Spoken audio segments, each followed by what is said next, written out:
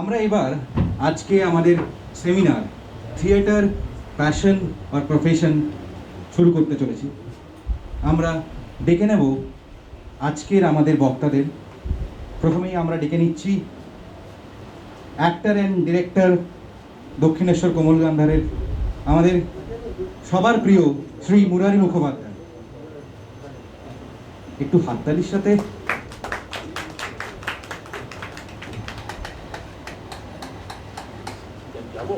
হ্যাঁ।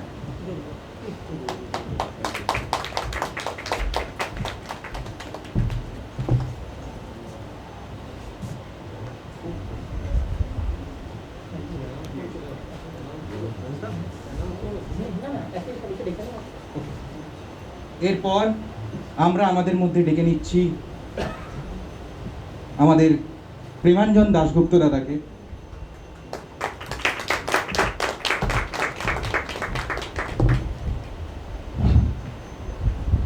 এরপর আমরা ডাকছি আমাদের থিয়েলাইটের director and actor Shri Atanu সরকার।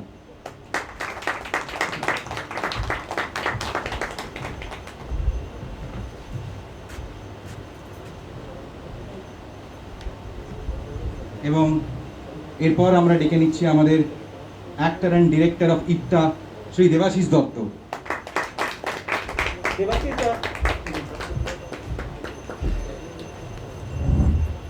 এরপর আমরা ডেকে নিই আজকের সেমিনারের আমাদের সঞ্চালক, আমাদের প্রিয় রাকেশ দা, অ্যাক্টর অ্যান্ড ডিরেক্টর, দমদম শব্দমুগ্ধ নাট্য চর্চা কেন্দ্র।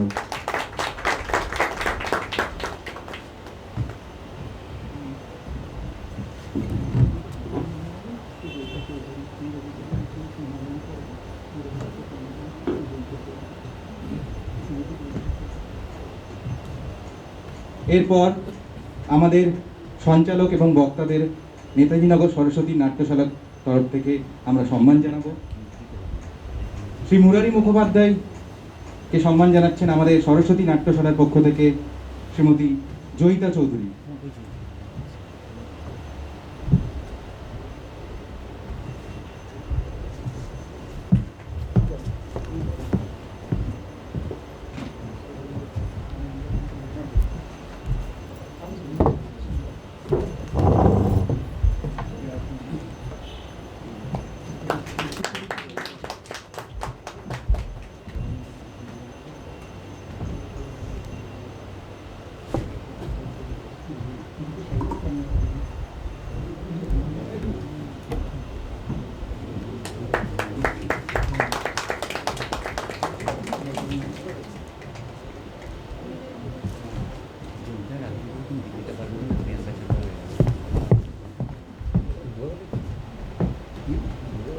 এরপর শ্রী প্রেমাঞ্জন দাশগুপ্তকে সম্মান জানাচ্ছেন আভেরি না।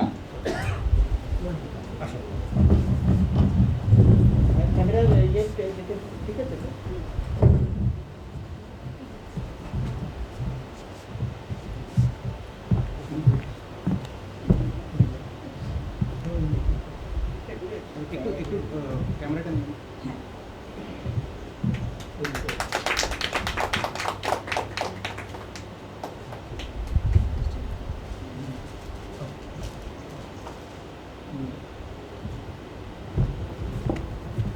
শ্রী অতনু সরকারকে সম্মান জানাচ্ছেন শ্রীমতী জয়িতা চৌধুরী।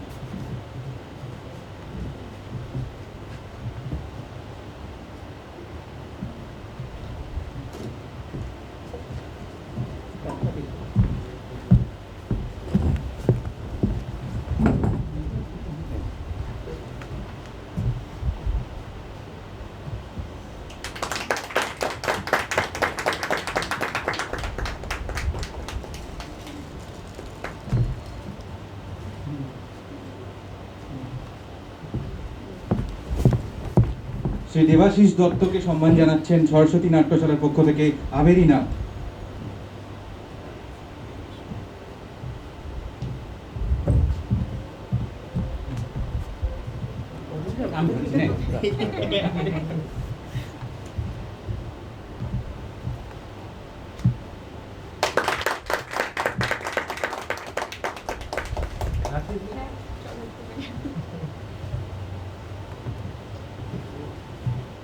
এবং শ্রী রাকেশ ঘোষকে সম্মান জানাচ্ছেন সরস্বতী নাট্যশালার পক্ষ থেকে শ্রীমতী জয়িতা চৌধুরী।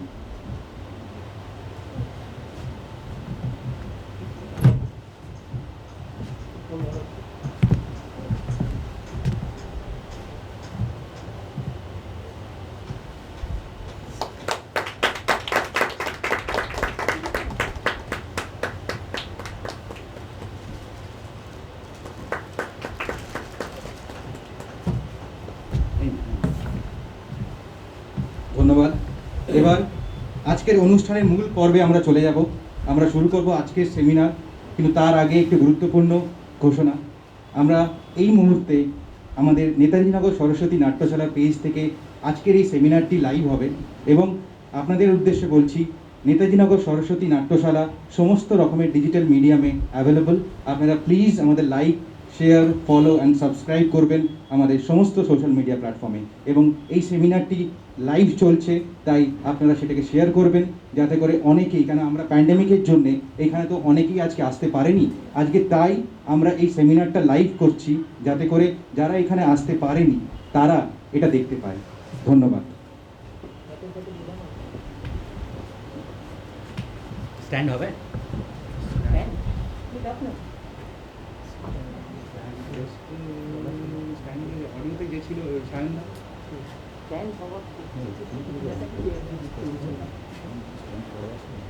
ঠিক আছে, চল।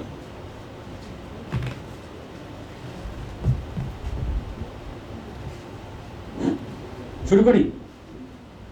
নমস্কার, শুভ সন্ধ্যা। নেতাজিনগর সরস্বতী নাট্যশালা পক্ষ থেকে সকলকে স্বাগত। শুরু করছি আজকের সেমিনার, থিয়েটার প্যাশন না প্রফেশন। থিয়েটারের মুভমেন্টের প্রেরণা হিসেবে কাজ করেছে বামপন্থী আন্দোলন। দ্বিতীয় বিশ্বযুদ্ধের সময় বিশ্বব্যাপী যে শান্তি আন্দোলন হয়েছিল তার ঢেউ সবচেয়ে বেশি এসে পৌঁছেছিল বোধহয় পশ্চিমবঙ্গে। সেখান থেকেই এই আন্দোলনের জন্ম।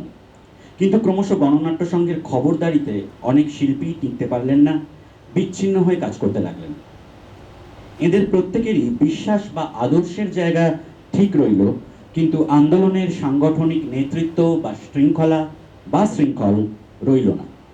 ক্রমশ আন্দোলনের চরিত্রই বদলে গেল, কমন বন্ডটা নষ্ট হয়ে গেল, যেটা রাজনৈতিক আন্দোলন হোক বা শিল্পের আন্দোলন, সব ক্ষেত্রেই প্রয়োজন। ফলত একসময় দেখা গেল যারা থিয়েটার করছেন তারা কেন থিয়েটার করছেন সেটাই জানেন না। অনেকে করে, তাই আমিও করি। ক্রমশ থিয়েটার গ্রুপগুলো একটা half commercial half non professional জায়গায় চলে গেল। এটা যে খুব সুস্থ এখনো পর্যন্ত তা কিন্তু নয়। কিভাবে আলটিমেটলি শেপ নেবে সেটাও জানি না, কিন্তু সব কিছু একটা আধখ্যাঁচড়া হয়ে রইল, নাইদার হিয়ার নট দেয়ার। তলায় কিন্তু একটা চোরাবালির ব্যাপার আছে, খুব একটা সলিড বেসের উপর ব্যাপারটা দাঁড়িয়ে নেই। আমাদের সময় গ্রুপ থিয়েটার যে কমিটমেন্ট, ডেডিকেশন, ফাইটিং স্পিরিট এবং আইডিওলজিক্যাল বন্ডিংয়ের উপর দাঁড়িয়ে থাকতো, এখন সেটা আর নেই। কথাগুলো আমার নয়, কথাগুলো বলছেন আমাদের আচার্য প্রতিম শ্রী বিভাস চক্রবর্তী। একই প্রসঙ্গে মনোজ মিত্র বলছেন, তখন মানুষের মধ্যে গিয়ে মানুষকে বোঝার একটা চেষ্টা ছিল। এখনকার নাটকে সব কিছুই একটা ডিজাইনের মধ্যে দিয়ে দেখানোর চেষ্টা হচ্ছে। স্পিরিটের চেয়ে প্রোডাকশন ডিজাইনটাই কি বড়? শম্ভু মিত্র, উৎপল দত্তের নাটকের মঞ্চ ভাষার জন্য নাটকগুলোর অডিয়েন্সটা অনেক বেশি বিস্তৃত ছিল। এখন কিন্তু নাটকের অ্যাপিল অনেক লিমিটেড। আজকের থিয়েটারের ইতিহাস নিয়ে আলোচনা হলে গ্রুপ থিয়েটার নিয়েই আলোচনা হয়, যেন থিয়েটার চর্চা এরাই করেছেন, আগে কেউ করেনি। তা তো নয়। বিশাল ক্ষেত্র ছিল থিয়েটারের। একদিকে যেমন বহুরূপী এলটিজি, তার সঙ্গে আবার বাণিজ্যিক থিয়েটারের প্রচেষ্টাগুলো। আস্তে আস্তে সেগুলো বন্ধ হয়ে এসে দাঁড়ালো একাডেমি, রবীন্দ্র সদন, বড়জোর গিরিশ মঞ্চ, মধুসূদন মঞ্চ। এটাকে একসময় অন্য থিয়েটার কিংবা প্যারালাল থিয়েটার বলা হতো। কিন্তু মূল লাইনটারই যদি অস্তিত্ব না থাকে, তাহলে প্যারালাল লাইন কার পাশে টানব? এই প্রসঙ্গেই আমার মনে পড়ছে 1868 সালের বাগবাজারের অ্যামেচার থিয়েটারের কথা, পরে যার নাম হয় শ্যামবাজার নাট্য সমাজ, যেখানে যুক্ত ছিলেন গিরিশচন্দ্র, অর্ধেন্দু শেখর, ধর্মদাস সুরের মতো প্রতিভা, যারা পরবর্তীকালে সমস্ত বাংলা নাটকেরই নেতৃত্ব দেবেন। শৌখিন বা কোট আনকোট প্যাশন ধর্মী এই নাট্যদলের প্রযোজনায় শতবার একাদশী, যেখানে প্রথম আবিষ্কৃত হচ্ছেন গিরিশচন্দ্র। পরে এই প্যাশনেট তরুণ দলই তৈরি করছেন ন্যাশনাল থিয়েটার। 1872-এর 7ই ডিসেম্বর পেশাদারভাবে বা প্রফেশনালি বা টিকিট বিক্রি করে মঞ্চস্থ হচ্ছে নাটক নীল দর্পণ। বাংলায় পেশাদারি বা প্রফেশনাল নাটকের সেই শুরু। কিন্তু টিকিট বিক্রিতে আপত্তি তুলে গিরিশচন্দ্র প্রাথমিকভাবে নিজেকে সরিয়ে রাখেন। পরে অবশ্য তার নীতি পরিবর্তিত হয়, সেটা আমরা সকলেই জানি। সুতরাং থিয়েটার প্যাশন না প্রফেশন, সেটা নিয়ে বিতর্ক, প্রশ্ন ইত্যাদির সূত্রপাত প্রথম সাধারণ রঙ্গালয়ের উন্মোচনের সময় থেকেই, এবং সেটা বাংলার নাট্যাচার্যের মাধ্যমে। আজকের আলোচনা সভার বীজ তার মানে প্রায় 150 বছর আগেই বাংলা নাট্যচর্চার ভূমিতে রোপণ করা আছে। দেখা যাক আজকের আলোচনা 150 বছর ব্যাপী কখনো প্রচ্ছন্ন, কখনো প্রকটভাবে চলে আসা অনন্ত জিজ্ঞাসার কোনো উত্তর কিংবা উত্তরের আভাস আমাদের আজকে দিতে পারে কিনা। তার জন্যই আমাদের সঙ্গে আলোচনায় আজ রয়েছেন এই সময়কার 4 বিশিষ্ট নাট্য ব্যক্তিত্ব। আপনারা সকলেই জানেন, আমি আরও একবার পরিচয় করিয়ে দিচ্ছি। শ্রী মুরারি মুখোপাধ্যায়, শ্রী প্রেমাঞ্জন দাশগুপ্ত, শ্রী অতনু সরকার এবং শ্রী দেবাশিস দত্ত।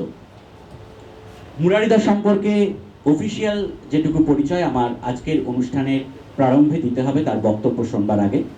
আপনারা সকলেই জানেন, তবু বলছি যারা অনলাইনে শুনছেন এই সেমিনার তাদের জন্য। সর্বক্ষণের নাট্যকর্মী, অভিনেতা, পরিচালক, আবৃত্তিকার ও নাট্য সংগঠক মুরারি মুখোপাধ্যায় পুরো পরিবারকে সঙ্গে নিয়েই থিয়েটারের পথ চলছেন টানা 45 বছর। নিজস্ব নাট্যদল দক্ষিণেশ্বর কমল গান্ধারের বয়স হলো 30। রাজ্য স্তরে তো বটেই, সর্বভারতীয় স্তরেও বিভিন্ন নাট্য প্রতিযোগিতায় একাধিকবার পেয়েছেন শ্রেষ্ঠ অভিনেতার সম্মান। অল ইন্ডিয়া রেডিওর প্রায় 35 বছরের নিয়মিত শিল্পী মুরারি মুখোপাধ্যায় সত্যজিৎ রায় ফিল্ম ইনস্টিটিউটের তরুণ মজুমদারের চলচ্চিত্রের অ্যাক্টিং গ্রুমার। অভিনয় প্রশিক্ষক হিসেবে বাংলাদেশেও আমন্ত্রিত হয়েছেন একাধিকবার। আমরা আজকে আলোচনা সভা শুরুই করব মুরারিদার বক্তব্যের মধ্য দিয়ে। মুরারিদা।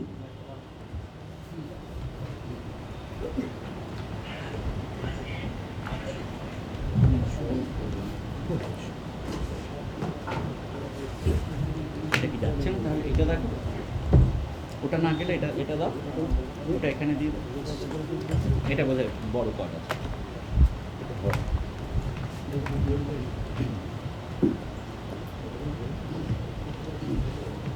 ঠিক আছে, ঠিক আছে।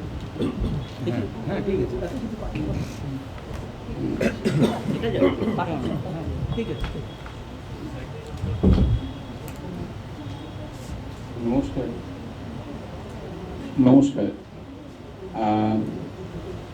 রাকেশ, অতনু, প্রেমাঞ্জন এবং দেবাশিস সবার প্রতি বন্ধুত্ব, এবং আপনারা যারা এসেছেন সংখ্যায় কম বলবো না, কারণ এটা তো লাইভ হচ্ছে, সুতরাং অনেক মানুষ কাছে দূরে, সবাইকেই অভিবাদন জানাই। প্যাশন থেকেই জানালাম, কিন্তু এটা কোনো প্রফেশনাল অভিনন্দন নয়। বিষয়টা হলো যে আমার এই প্যাশন নিয়ে কথা বলতে কি, আমি না কোনো বইপত্র পড়ে কথা বলি না। কারণ কি, আমি বইপত্র পড়ি, কিন্তু আমি সেই পড়া মুখস্থ করে আমি কোনো কথা বলতে ভালো লাগে না। কারণ আমার মনে হয় যে পথ চলতে চলতে হোঁচট খেলে যে কষ্ট হয় লাগে, সেটা ফিল করে বলাই ভালো। সেটা কোনো এক ভদ্রলোকের লেগেছিল, তার থেকে গল্প শুনে বলে আমার লাভ নেই।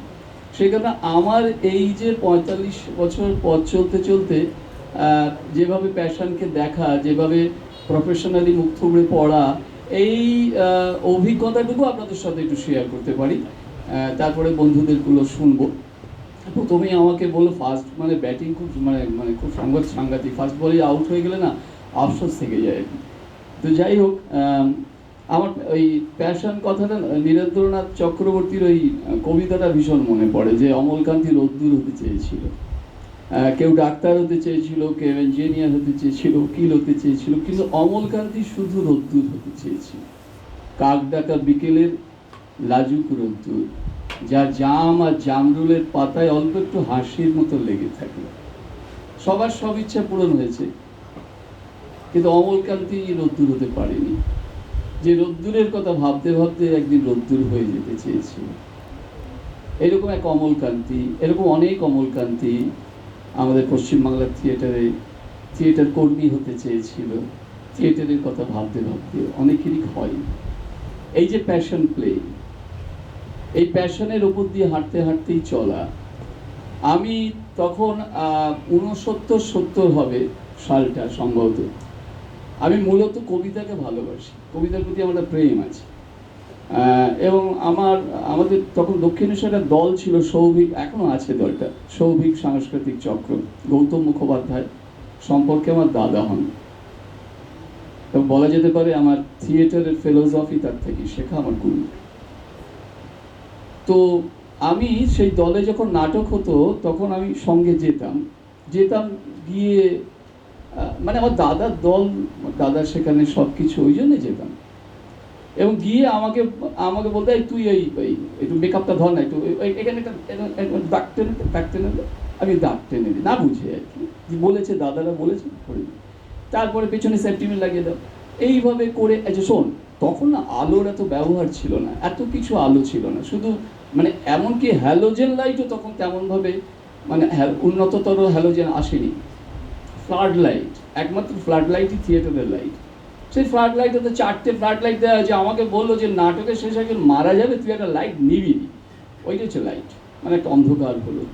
তারপরে তো দায়িত্ব হচ্ছে স্ক্রিনটা টেনে দেওয়া, তুই স্ক্রিনটা টেনে দিবি। এইভাবেই চলতে থাকে, চলতে প্রত্যেকের পার্ট দেখি, পার্টগুলো কিরম মানে বলতে ইচ্ছে করে, মানে ভালো লাগা থেকে বলতে ইচ্ছে করে, ভালো লাগে। এবার করতে আমার 5টা বছর কেটে গেল শুধু ভালো লাগাতেই, 5টা বছর।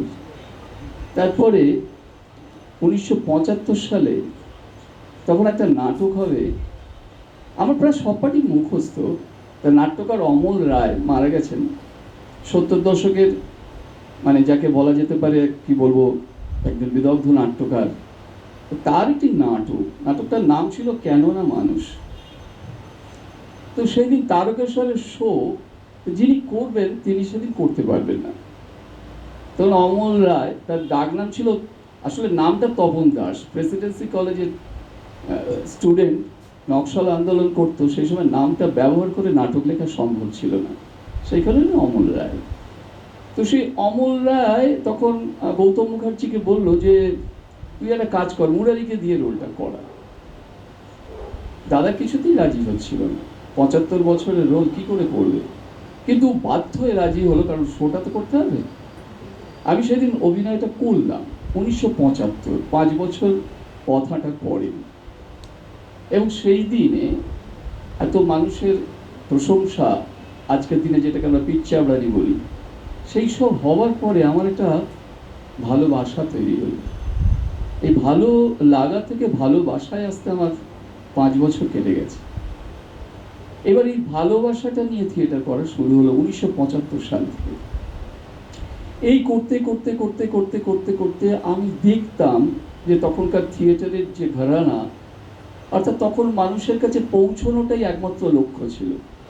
সেখানে আলো বা মেকআপ বা ড্রেস বা মিউজিক এগুলো ব্যাপার না, কারণ থিয়েটার যে রাজনৈতিক অগ্নিগর্ভের মধ্যে জন্ম হয়েছিল যার, সেখানে বার্তাটা পৌঁছে দেওয়াই ছিল থিয়েটারের একমাত্র কাজ, যেটা কিন্তু আজকেও প্রয়োজন। তার কারণ আজকেও সেই সময়টাই আছে। আমরা মনে করছি 2020-তে উন্নত হয়েছি, অনেক এগিয়ে আসেছি, না, আজ আমাদের মুখ ঢেকেই ঘুরতে হচ্ছে, মুখে মুখোশ লাগিয়ে ঘুরতে হচ্ছে।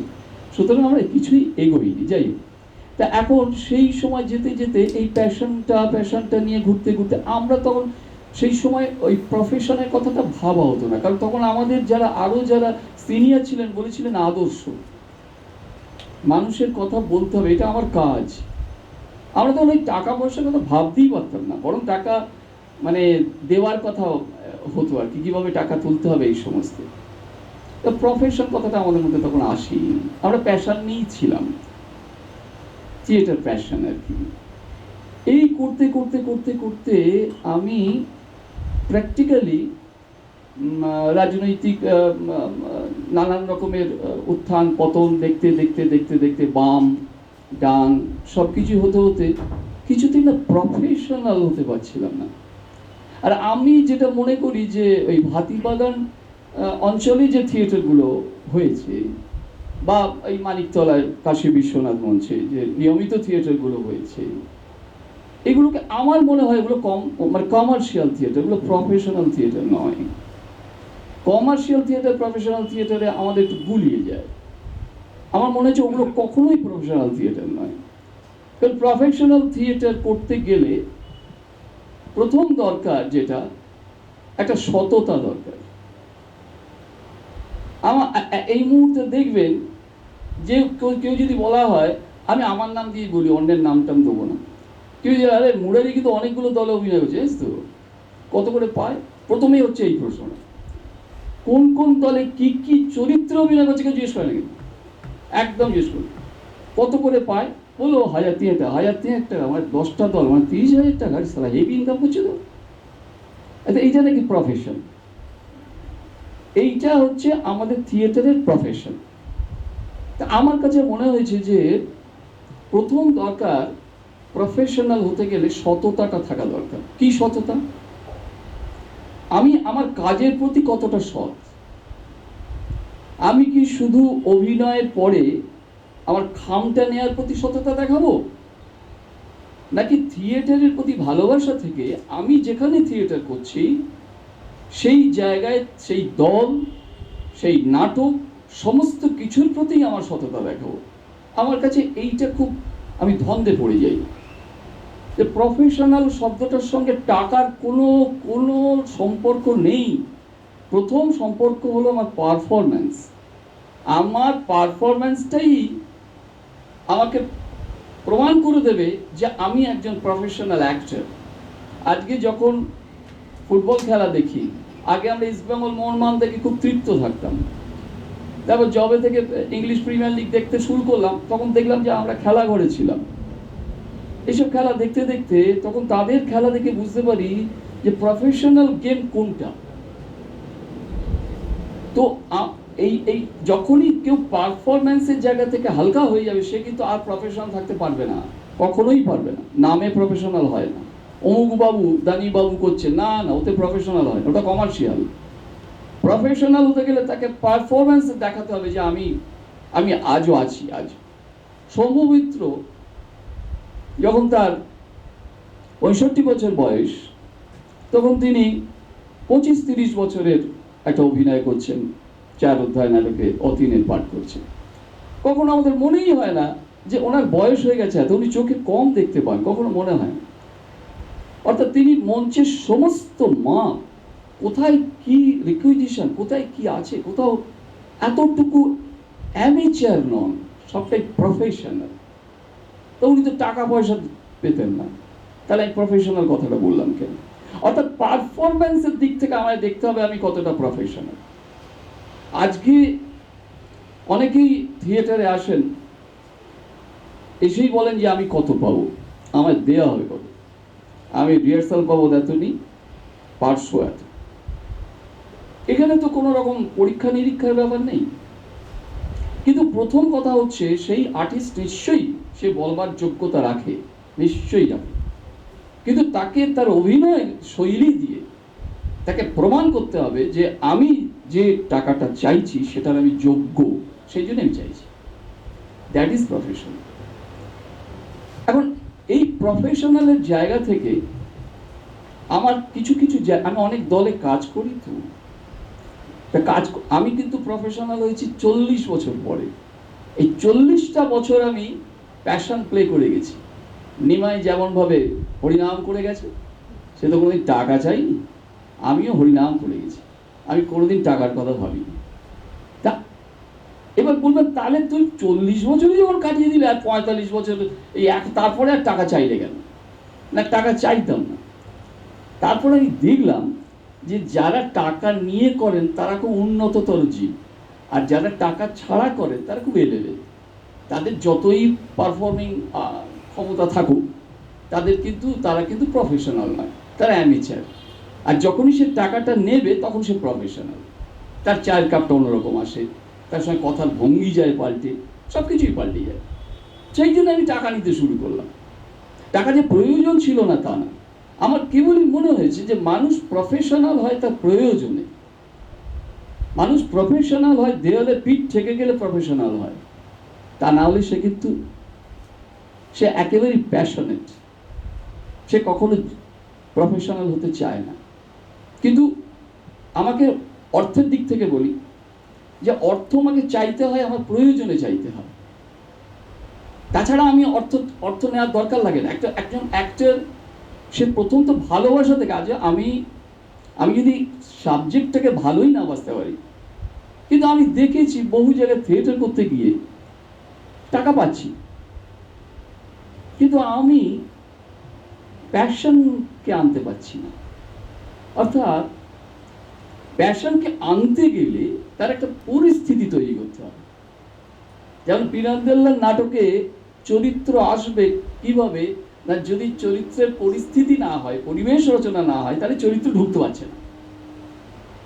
তাই সেই রকম আমি প্যাশন আনবো তখনই যখন আমি যেখানে কাজ করছি বা যে চরিত্র করছি বা যাদের সঙ্গে কাজ করছি সেখানে আমার প্যাশন আনার জায়গা আছে। আমি যদি দেখি কারোর মধ্যেই কোনো প্যাশন নেই, আমি একা প্যাশনে, তখন আমার ব্যাপারটা আর প্যাশন থাকে না, তখন হয়ে যায় যান্ত্রিক।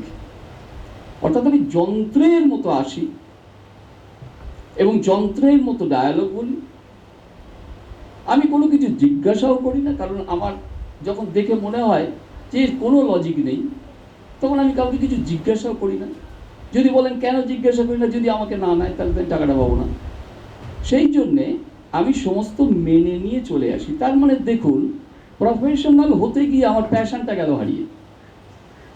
কিন্তু আমি যে সাবজেক্ট নিয়ে কাজ করবো, দেখুন আমি অফিসে চাকরি করছি, এটা আমার প্রফেশন, কিন্তু আমার সেই কাজের প্রতি যদি আমার ভালোবাসা না থাকে, নিষ্ঠা না থাকে, শুধুমাত্র যদি আমি ভাবি সরকারি অফিসে সেই 10টা 5টা পঙ্কতিলক বেঁচে থেকেই সুখে আছি, প্রেমেন্দ্র মিত্রের কবিতার লাইন, আমি যদি সেই রকমটাই নিজেকে ভাবি, তাহলে আমার সাবজেক্টটা আমার যে প্রেজেন্টেশনটা সেটা তো 100% হবে না, কিছুতেই আমি দিতে পারবো না।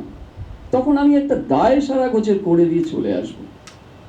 তাই আমার মনে হয় যে প্রফেশনাল হতে গেলেও সেখানে প্যাশনেট হওয়া দরকার।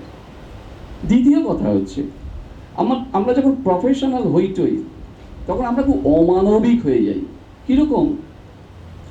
যখন আমাদের গেল, আমাদের কেন্দ্রীয় সরকারের একটা মহান ভাবনা ছিল না, নোট বাতিল হলো, সেই মহান ভাবনার শিকার হয়েছিল বেশ কিছু নাট্য দল। যেমন এই বহরমপুরে সন্দীপ ভট্টাচার্য একটা নাট্যোৎসব করে সেখানে নাটক করতে গিয়েছিলাম একটি দলের, আমি দলের নামটা বলছি। তো সেই দলে একজন প্রতিষ্ঠিত প্রফেশনাল অ্যাক্টর কলকাতার অভিনয় করে, আমিও সেখানে করতাম। কিন্তু সেই দিন না টাকা কাউকে নগদ দেওয়া যাচ্ছে না, বিকজ ব্যাংক থেকে কোনো নোট পাওয়া যাচ্ছে না। কারণ সন্দীপ সেটা সবাইকে সব দলকেই বলছে যে আমরা চেক দিয়ে দিচ্ছি, এছাড়া আমি এত টাকা ব্যাংক থেকে বার করতে পারছি না, আমার সবাই ব্যক্তিগতভাবে করেও পারলাম না। কিন্তু সেই দলের সেই অভিনেতা, কলকাতার নামকরা একজন অভিনেতা, তিনি বললেন আমি ওসব জানি না, আমার নোটের পেমেন্ট করতে হবে। তিনি প্রফেশনাল। তখন দল কাঁদছে, সন্দীপও কাঁদছে। সন্দীপ বলছে, সন্দীপকে এবার দল বলছে আমাকে টাকা দিন, নগদ ছাড়ানো হবে না। সন্দীপ বলছে কোত্থেকে নগদ পাবো? বলে উনি বলেছেন নগদ, উনি তাহলে অভিনয়তে করবেন না, উনি কিন্তু প্রফেশনাল একটা। তাহলে আমার প্রফেশনাল হলে আমার মানবিক দিকটা কোথায় গেল? আমার মানবিক দিকটা থাকবে না। তারপরে দেখুন, এই প্রথমেই বললাম যে আমি প্রফেশনাল হলেও আমার সততার দিকটা কিন্তু নজর রাখা দরকার। সততা কোথায় আসে? ভালোবাসা থাকলে তখন তো সততা আসে। আজকে বহু মানুষ, আমি জানি বিভিন্ন জায়গায় নাটক করতে গিয়ে দেখেছি, বহু মানুষ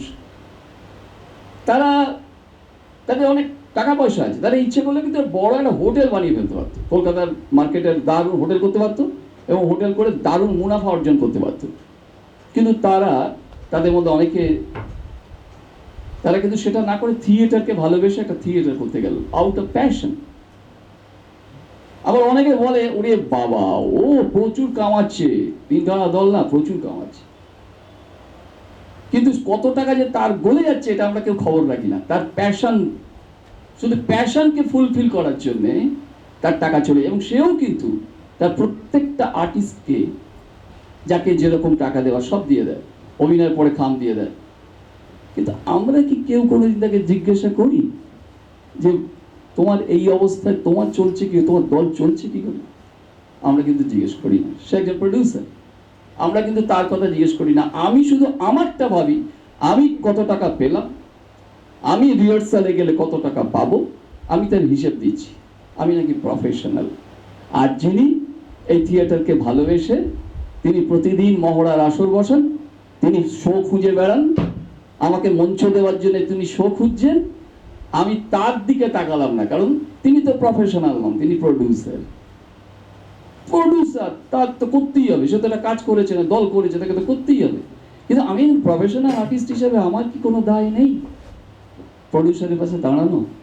যদি প্রডিউসার প্রফেশনাল প্যাশনেট হয় তার কাছে দাঁড়ানো। তো আমার যে ক্ষেত্রে মনে হয়, আবার আমি এরকমও দেখেছি, আমি বহু জায়গায়, আমাকে থামিয়ে দিও কিন্তু দেবো।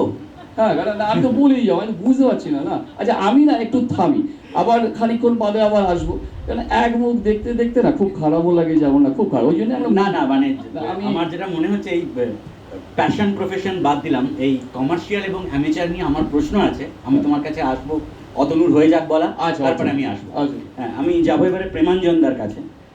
পেশায় শিক্ষক প্রেমাঞ্জন দাশগুপ্তর অভিনয় জীবনের শুরু 1984 সালে। বিজন ভট্টাচার্যর স্কুল অফ ড্রামায় অভিনয় শিক্ষার পাঠ নিয়েছেন শিক্ষাগুরু অধ্যাপক ডক্টর বিভূতিভূষণ মুখোপাধ্যায়ের কাছে।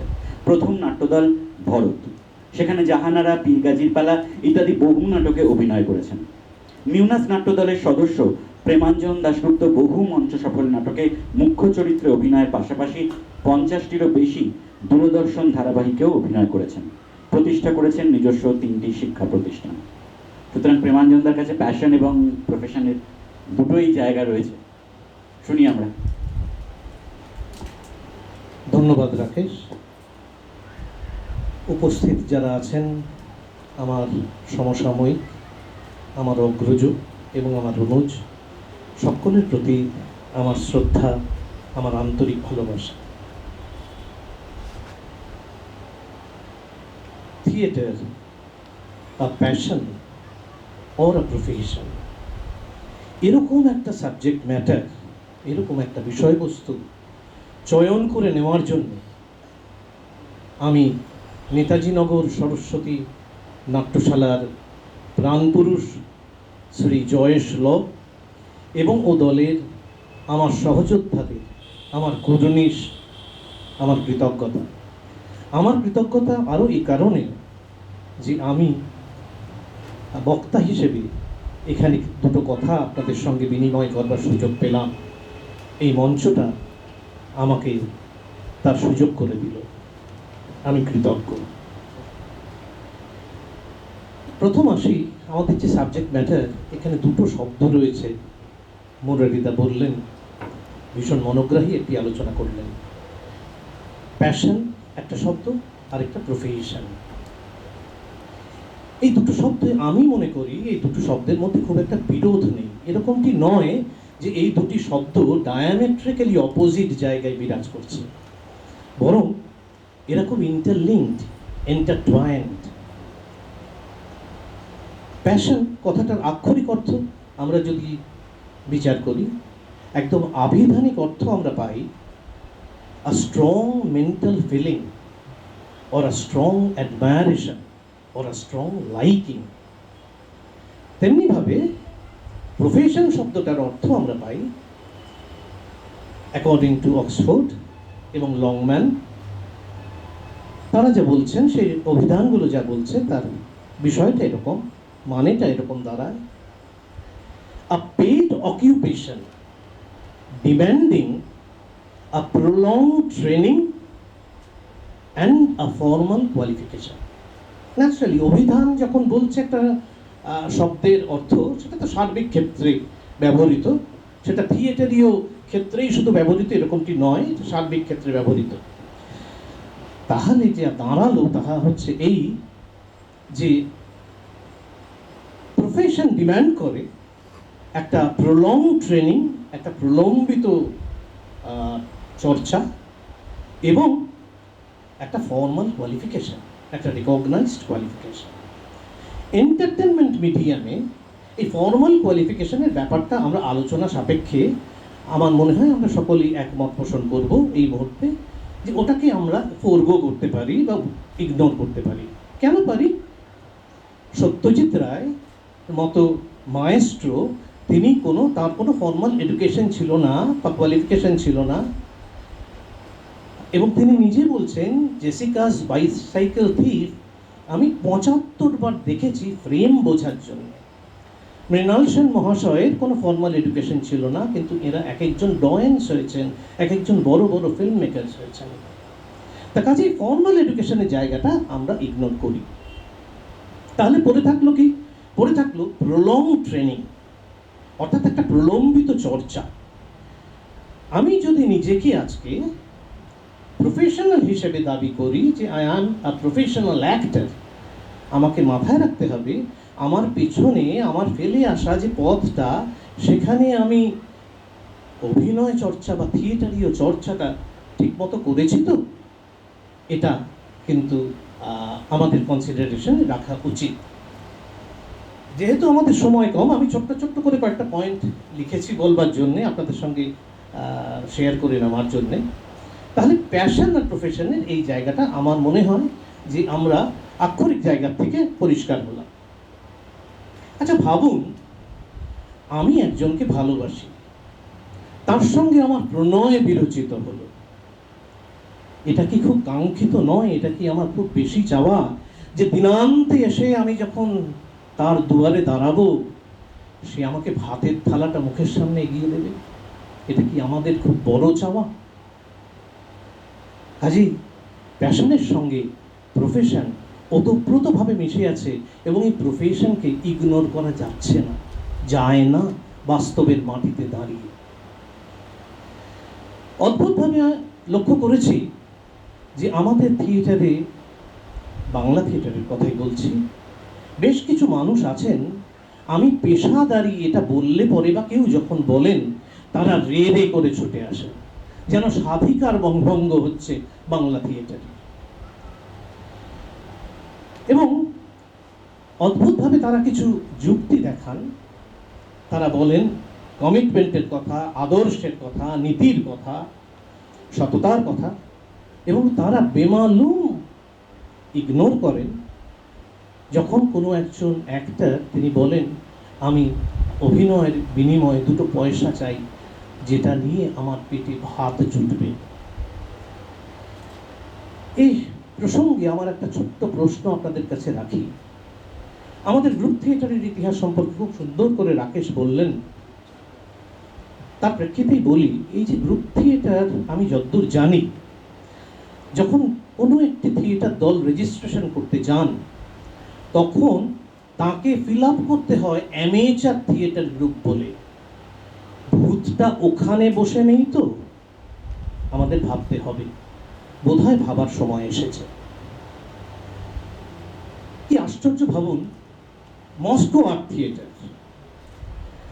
যে মস্কো আর্ট থিয়েটার কনস্ট্যান্টিন স্ট্যানিস্লাভস্কির মতাদর্শে তৈরি হয়েছে, আজও তারা বিরাজমান।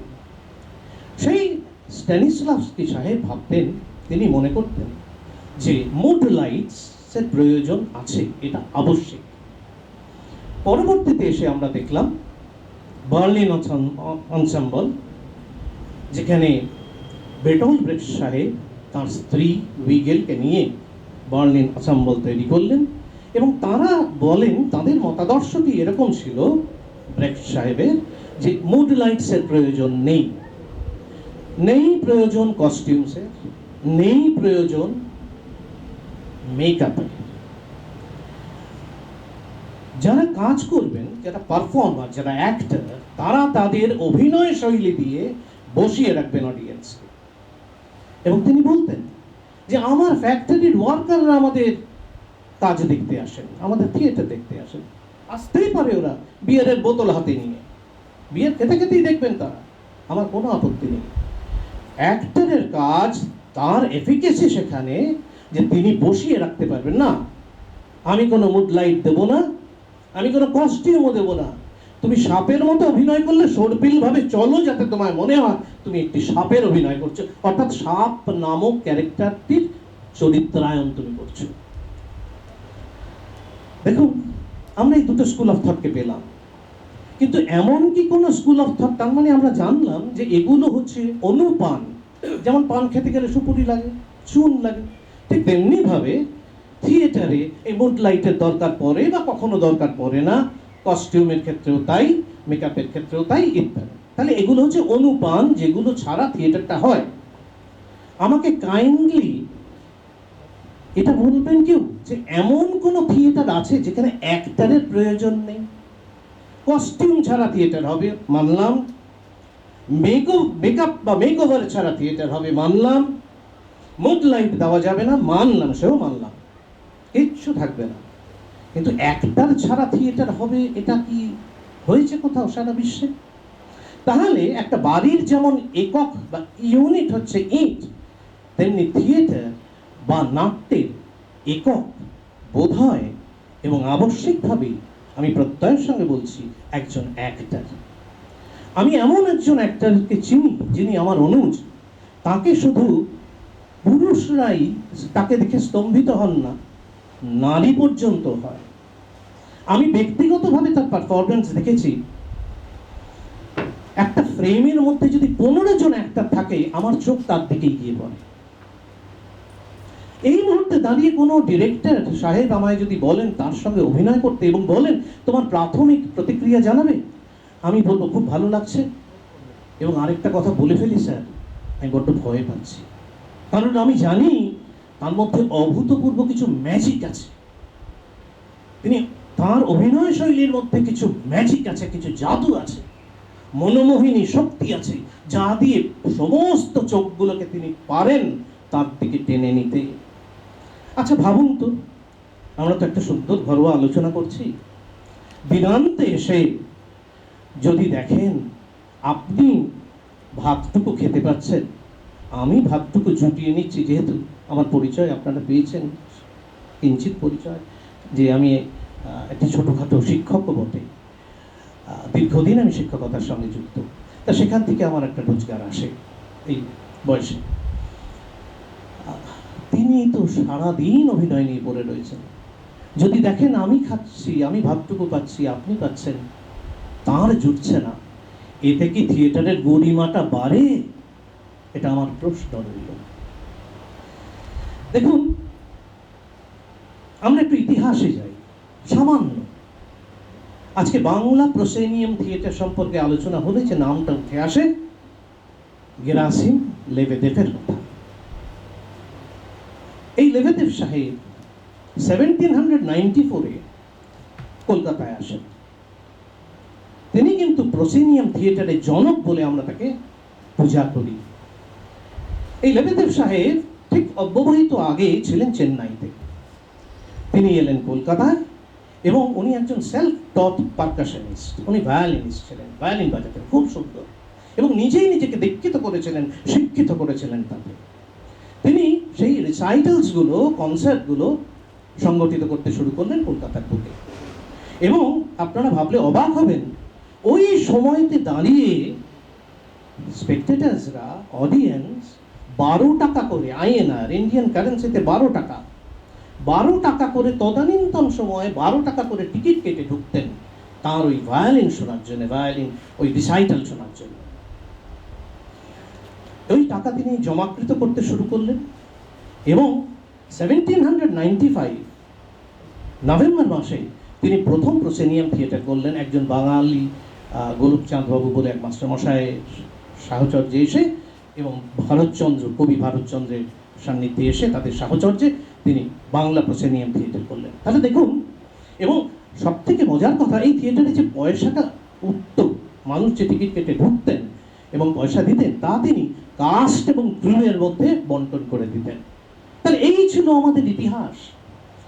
হঠাৎ আজকে বাংলা থিয়েটারের স্বাধিকার ভঙ্গ হচ্ছে একজন অ্যাক্টর দুটো পয়সা চাইলে, একটু খেয়ে পড়ে বাঁচার জন্যে, দুটো ভাত খাওয়ার জন্যে। আমার কাছে আমি কি তোমার কাছে আরেকবার পরে ঘুরে আসি?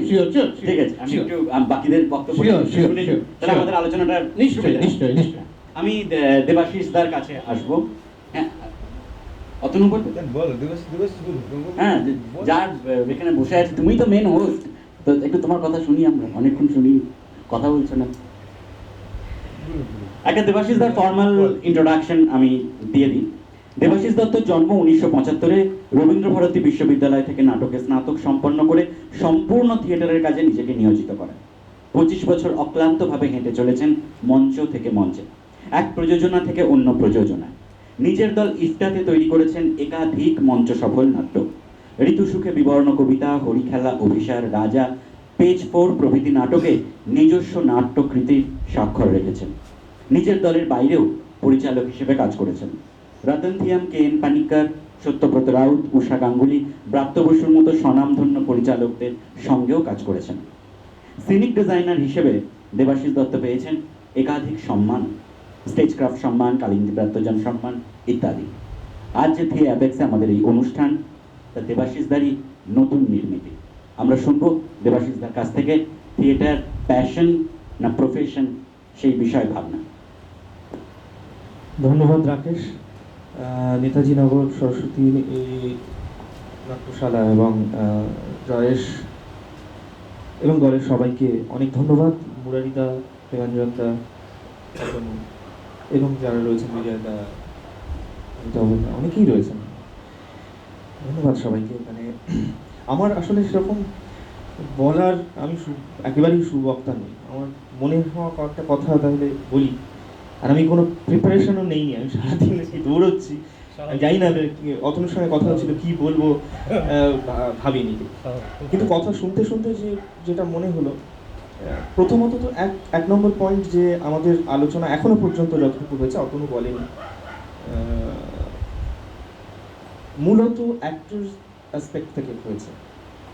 আমি প্রেমাঞ্জনদার সঙ্গে একমত যে থিয়েটারের একটা অপরিহার্য বা প্রধান বা নাম্বার 1 পিলার হচ্ছে অ্যাক্টর। অ্যাক্টর ছাড়া থিয়েটার হয় না, এটা আমি স্বীকার করছি। কিন্তু তার সঙ্গে সঙ্গে এটা বলতে চাইবো যে শুধুমাত্র একজন অ্যাক্টর, একজন স্পেকটেটর নিয়ে হয়তো একটা থিয়েটার হয়ে উঠতে পারে, কিন্তু সেটা বোধ হয় খানিকটা থিওরি। মানে আমরা থিওরিতে আমরা এটা প্রুফ করে দিতে পারি যে একজন অ্যাক্টর, একজন স্পেকটেটর এবং একটা আমি কনসেপ্ট। শুরুও করেছিলাম যেখানটা থেকে, মনোজ বাবুর কথা যেটা ছিল সেটা থেকে। আমি জানি তুমি রয়েছে, ওই জন্যই বলেছি। সেটা দিয়ে একটা থিওরিটিক্যালি একটা থিয়েটার হয়ে উঠতে পারে। কিন্তু একটা থিয়েটারে যখন মানুষজনকে নিয়ে আসতে হবে, একটা থিয়েটার যখন মানুষজন দেখবেন, আগ্রহ ভরে দেখবেন, সেই আগ্রহ ভরে দেখার জন্য থিয়েটারে অনেক এলিমেন্ট যোগ করতে হবে, না হলে কিন্তু সেই থিয়েটারটা লোকে দেখবেন না। আমরা রাস্তায় একজন রাজনৈতিক বক্তার বক্তব্য সবসময় শুনি না, যদি তার প্রতি আমার স্পেশাল কোনো অ্যাটেনশন, অ্যাফেকশন কিছু না থাকে, কোনো দায় না থাকে, আমি শুনি না, চলে যাবে। তাহলে থিয়েটারে ওই কনসেপ্ট যেমন আমি বলছি, তাহলে সেই কনসেপ্টটা ডেভেলপ করার জন্য একটা টিম দরকার। সেটা একজন প্লে রাইট, একজন ডায়ালগ রাইটার থেকে শুরু করে, মানে আমি বলছি যে এই লেভেল থেকে যখন শুরু হচ্ছে, তারপর তার টেকনিক্যাল বিভিন্ন জিনিসপত্র জুড়ছে। এবং আপনি ব্রেক সাহেবের কথা বললেন, সায়েন্সের কথা বললেন, সময় তো বদলাচ্ছে। এখন যদি আমরা একটু পাশ্চাত্যের দিকে এখনও তাকাই, ওয়েস্ট এন্ড বা ব্রডওয়েতে এখন যে ধরনের প্রোডাকশন হচ্ছে, বা আমাদের দেশেও বিভিন্ন, আমাদের রাজ্যের বাইরে বিভিন্ন জায়গায় যে ধরনের প্রোডাকশন হচ্ছে, সেখানে ভিজুয়াল এলিমেন্টকে আমরা অস্বীকার করতে পারি না। এই কারণে আমাকে ধরানোর জন্য বলে দিচ্ছি, ভারতের নাট্যশাস্ত্রতেও এর বিস্তৃত বিবরণ আছে। এবং আমি যখন চৈতন্যদেবকেও দেখছি, তিনি কমপ্লিট মেকআপ নিয়েই অ্যাপিয়ার করছেন চন্দ্রশেখর আচার্যের গৃহ প্রাঙ্গণে 550 বছর আগে। সুতরাং আমরা এগুলোকে ইগনোর করতে পারি না। ডিজাইনিং একদম। এবার আমি এই পয়েন্টে আসার চেষ্টা করছি এই কারণে, কারণ একটা থিয়েটার মানে শুধু একজন অ্যাক্টর নন, তার মানে এই গোটা মানুষগুলো থিয়েটার ফ্রেটার্নিটিতে। মানে আমি যদি একজন মঞ্চশিল্পী হই, একজন পেইন্টার হই, বা যা যা কিছু দরকার হয়, সাউন্ড অপারেটর, সমস্ত লাইট ডিজাইনার, লাইট অপারেটর, সবাই জুড়ে আছে। এবার একটা থিয়েটার সেই মানুষটির, মানে অ্যাক্টর থেকে শুরু করে মানে ডিরেক্টর এবং ওই যিনি তিনি আলো দেখান, প্রত্যেকের পেশা তখনই হওয়া সম্ভব যখন থিয়েটারটা সেলেবল হবে, মানে তার সেলেবিলিটি তৈরি হবে। মানে থিয়েটারটা যখন লোকে দেখতে আসবেন, তখনই কিন্তু আমরা এটা পেশা করার কথা ভাবতে পারবো। না হলে কিন্তু আমাদের সেটা প্যাশন করেই রাখতে হবে, না হলে কিন্তু আমাকে অন্য কোনো কাজ করে সান্ধ্যকালীন থিয়েটার করতে বাধ্য হব আমরা, কারণ আমাকে পেটের টান বড় টান, আমাকে পেটের বেঁচে থাকার জন্য আমাকে অন্য কিছু করতেই হবে। সেটা যদি আমি চাকরি পাই চাকরি, না হলে ব্যবসা, না হলে অন্য কোনো জায়গায় আমাকে উচ্চবৃত্তি করেও আমার পেটের ভাত জোগাড় করতে হবে। তাহলে আমার প্রথম টার্গেট হচ্ছে আমার থিয়েটারটাকে সেলেবল করা, তার মানে থিয়েটারটাকে অ্যাট্রাকটিভ করা, থিয়েটারটাকে রিচ করা, সমৃদ্ধ করা। আজকে আমাদের লড়াই কিন্তু শুধুমাত্র কন্টেন্টের সঙ্গে, শুধুমাত্র পলিটিক্যাল ইডিওলজি নয়। আজকে আমাদের লড়াই এটা আছে, আমি সবটাই মেনে নিয়ে বলছি, আজকে আমাদের সারা চারপাশের এন্টারটেনমেন্ট জগৎ বদলে গেছে। সেই বদলে যাওয়া জগতের বদলে যাওয়া মানুষগুলোর সঙ্গে এবং আজকের যে নতুন প্রজন্ম যাদের বয়স 20-22, সেই ছেলে মেয়েদের যদি থিয়েটারে আটকে রাখতে হয়, থিয়েটারে নিয়ে আসতে হয়, তাহলে যা ডেলিভার করতে হবে আমাদের সেটাকে ভাবা দরকার, সেটা টোটালিটিতে। এটা একটা পয়েন্ট। দ্বিতীয় পয়েন্ট হচ্ছে, আজ যদি আমরা যারা থিয়েটারে হয়তো 10, 15, 20 বা 25 বছর পার করে এসেছি, তাদের দায়িত্ব যদি আমরা এটাকে প্রফেশন খানিকটা করে তুলতে পারি বা না করে যাই হোক, যদি আমরা এই সময়টা পারও করে থাকি, যদি প্রফেশন নাও করি, যদি এই সময়টা পার করে এসেছি, তাহলে আমাদের দায়িত্ব বর্তায় আজকে যে 20-22 বছরের ছেলেটি বা মেয়েটি থিয়েটারে আসবে, তার বাবা মা, অভিভাবক তখনই সেই ছেলে মেয়েটিকে অ্যালাউ করবেন যখন তিনি দেখবেন যে হ্যাঁ এই কাজটার একটা উজ্জ্বল ভবিষ্যৎ আছে। একদম এই দায়টাও আমাদের বর্তায়। এইটুকুই আমার বলার।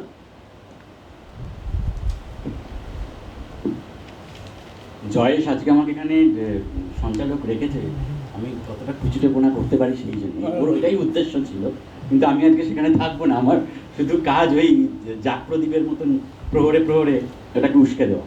আমি অতনুর কাছে আসব।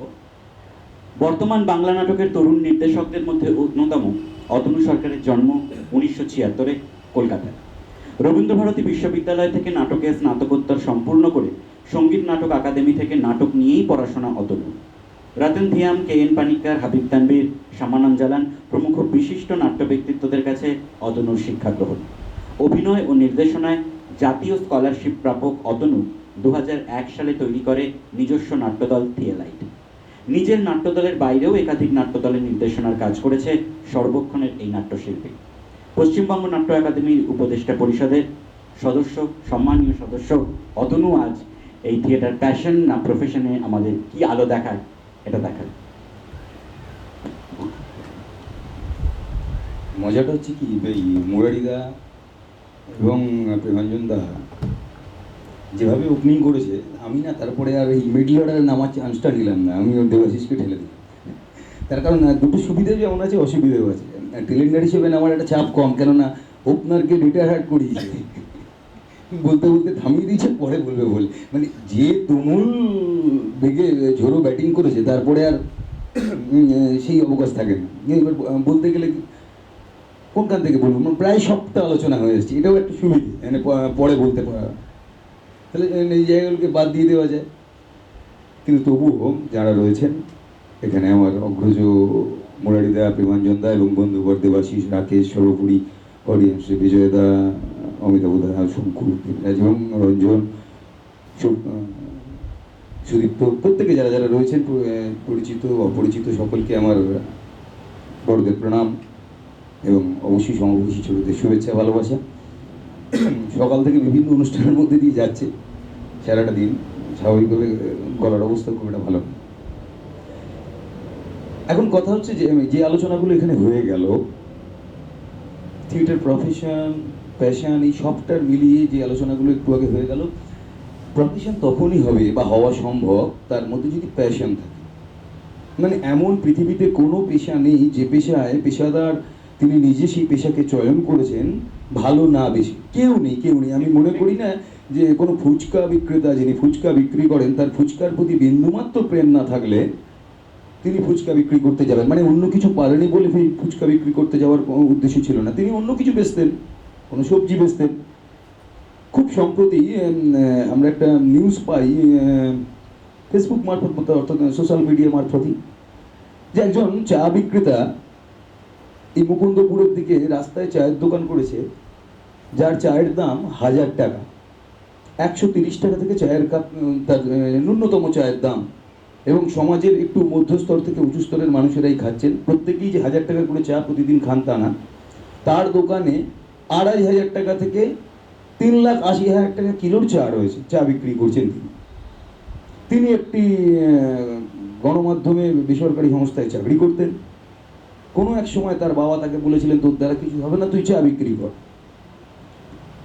চাকরিতে এই মন্দা এরকম জায়গায় দাঁড়িয়ে তার চাকরি চলে যায়নি, সেই অবস্থাতেও তার বন্ধু বান্ধবরা বললো, একটা চায়ের দোকান দে না, আমরা আড্ডা মারতে পারবো, চা খাবো। তখন সে সব কিছু মিলিয়ে ভাবে যে না, হ্যাঁ চায়ের দোকান তো করতেই পারি, কিন্তু করলে আমি এই ধরনের চাকে নিয়ে চর্চা করবো বা এই ধরনের চা বিক্রি করবো। অর্থাৎ তার চায়ের প্রতি ভালোবাসাটা সে ব্যক্ত করে ওই দোকানের যেভাবে তার ডেকোরেশন করা বা দোকানের যে চারপাশে যে পরিবেশ তিনি তৈরি করেছেন, এটা থেকে বোঝা যায় যে চা ব্যবসাটা শুধু তার মানে পেশা নয়, সে হতে পারে চাওয়ালা। আমি জানি না তিনি প্রধানমন্ত্রী হওয়ার স্বপ্ন দেখছেন কি। তো এখন এই রকম একটা জায়গায় দাঁড়িয়ে প্রত্যেক পেশাদার তার আগে তার ভালোবাসাটা তৈরি না থাকলে তিনি সেই পেশা হতে মানে পেশা চয়ন করতে পারেন না। কিন্তু আমি একটা অন্য বিষয় নিয়ে কয়েকদিন ধরে গুলিয়ে রয়েছে। যে অবস্থার মধ্যে দিয়ে আমরা যাচ্ছি, ধরে নেওয়া যাক স্বপ্নের মতো আগামীকাল সকাল থেকেই সার্বিকভাবে গোটা পৃথিবীতে ঘোষণা করা হলো সারা বিশ্ব কোভিড মুক্ত। তাহলে এই কোভিড উত্তর সময়ে দাঁড়িয়ে থিয়েটারের মতো একটা প্রান্তিক থেকে প্রান্তিকতর পেশা বা মাধ্যম, সেখানে ওই অবস্থায় দাঁড়িয়ে কেউ আর পেশা হিসাবে এই মাধ্যমকে বেছে নেবেন তো? প্যাশন তার থাকবে তো? এটা কিন্তু ব্যক্তিগতভাবে আমাকে বেশ কয়েকদিন ধরে ভাবিয়েছে, আমার মতো করে। আমি জানি না অন্য কাউকে ভাবিয়েছে কিনা, তারাও ভাবতে পারেন। তার কারণ মনে হয় যদি তাই না হতো, থিয়েটারের শিল্পীদের যদি এই অবজ্ঞা সমাজের থেকে পেতে না হতো, তাহলে থিয়েটারকে ছেড়ে দিয়ে এই মুহূর্তে থিয়েটারের সঙ্গে যুক্ত বহু মানুষ, কেউ মাছের দোকান করে, কেউ বা র্যাপিডো চালিয়ে, কেউ বা ফল বিক্রি করে, কেউ গ্রসারি সাপ্লাই করে, কেউ বা অন্য ফাস্টফুডের দোকান দিয়ে এইভাবে তারা চলাচলা করতেন না। ওই যে কথাটা দেবাশিস বললো, আমি ওইখান থেকে যাবো। আসলে জীবন তো পাকস্থলীতে বাঁধা, যে যেভাবেই ব্যাখ্যা করি না কেন সব ভালোবাসা কর্পূরের মতো উবে যাবে।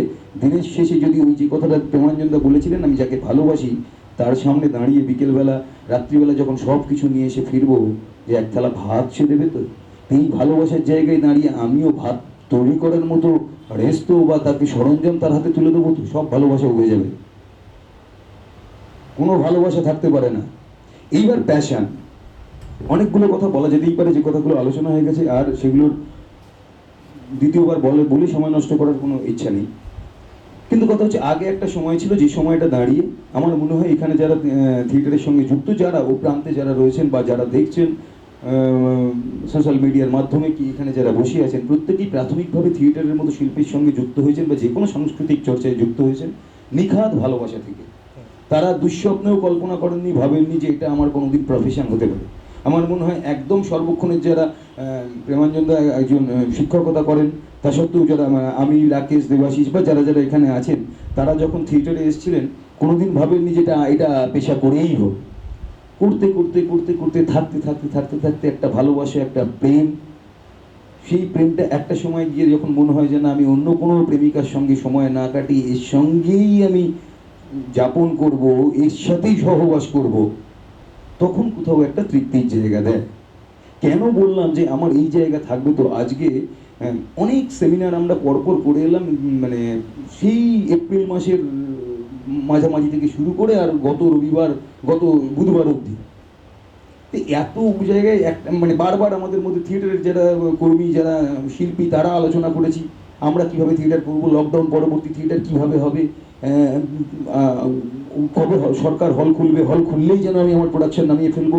এর মধ্যে বেশ কিছু নাটক তৈরি হয়ে গেল, কেউ মাস্ক পরে পথে নামলেন, কেউ বিভিন্ন করলেন, সকলের প্রতি আমি শ্রদ্ধাশীল। কিন্তু যারা থিয়েটারটা দেখেন, এইরকম কোনো মানুষ কোনো সোশ্যাল মিডিয়ায় বা সংবাদপত্রে বা মিডিয়ায় একবারের জন্য বলেছেন এই আমি অনেকদিন থিয়েটার দেখিনি, প্রায় 6 মাস হয়ে গেল বন্ধ একটা থিয়েটার দেখি? তাহলে যারা আমাদের সাপ্লাই লাইন, অর্থাৎ যাদের 50 টাকা, 100 টাকা, 200 টাকার টিকিট কাটার বিনিময়ে ওইখান থেকে আমার সব খরচা বাদ দিয়ে উদ্বৃত্ত অর্থ আমার ঘরে নিয়ে যাব আমার পালনের জন্যে, সেই সাপ্লাই লাইন যদি খুব ইনঅ্যাক্টিভ হয়ে থাকে, তাহলে আমরা আমাদের এই শিল্প কার সামনে ধরে থাকবো? শুধুমাত্র ওই যারা সরকারি অনুদান পাই বা পেয়ে থাকি বা পেতে চলেছি সেই তাদের ওইটা নিয়ে এসে তাদের সামনে তুলে দেওয়া। আমার শিল্পটার প্রতি তখনকে সেই শ্রদ্ধা থাকছে, সেই ভালোবাসা থাকছে, সেই প্যাশন থাকছে, এটা তো কোথাও আমাকে আমার মতো করে গুলিয়ে দিচ্ছে।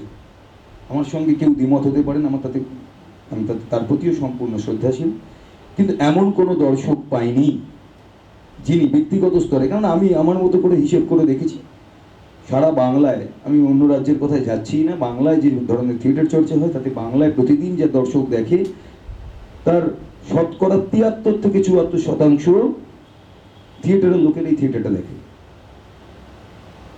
যারা থিয়েটারের সঙ্গে যুক্ত কোনো না কোনোভাবে তারা থিয়েটার দেখে। তার বাইরে যে অংশটা, অর্থাৎ যদি ধরে নিই 26 বা 27% মানুষ থিয়েটার দেখে, তার 4.5% লোক কলকাতার লোক থিয়েটার দেখে। এটা আমার হিসেব, আমার স্ট্যাটিস্টিক্স, অনেক দিনের একটা তথ্য আমার সামনে এসছে যে তার 4.5 থেকে 6.5% লোক থিয়েটার দেখে, বাকিটা মফস্বলের দর্শক, অর্থাৎ যে মফস্বল বাংলা থিয়েটারকে বাঁচিয়ে রেখেছে।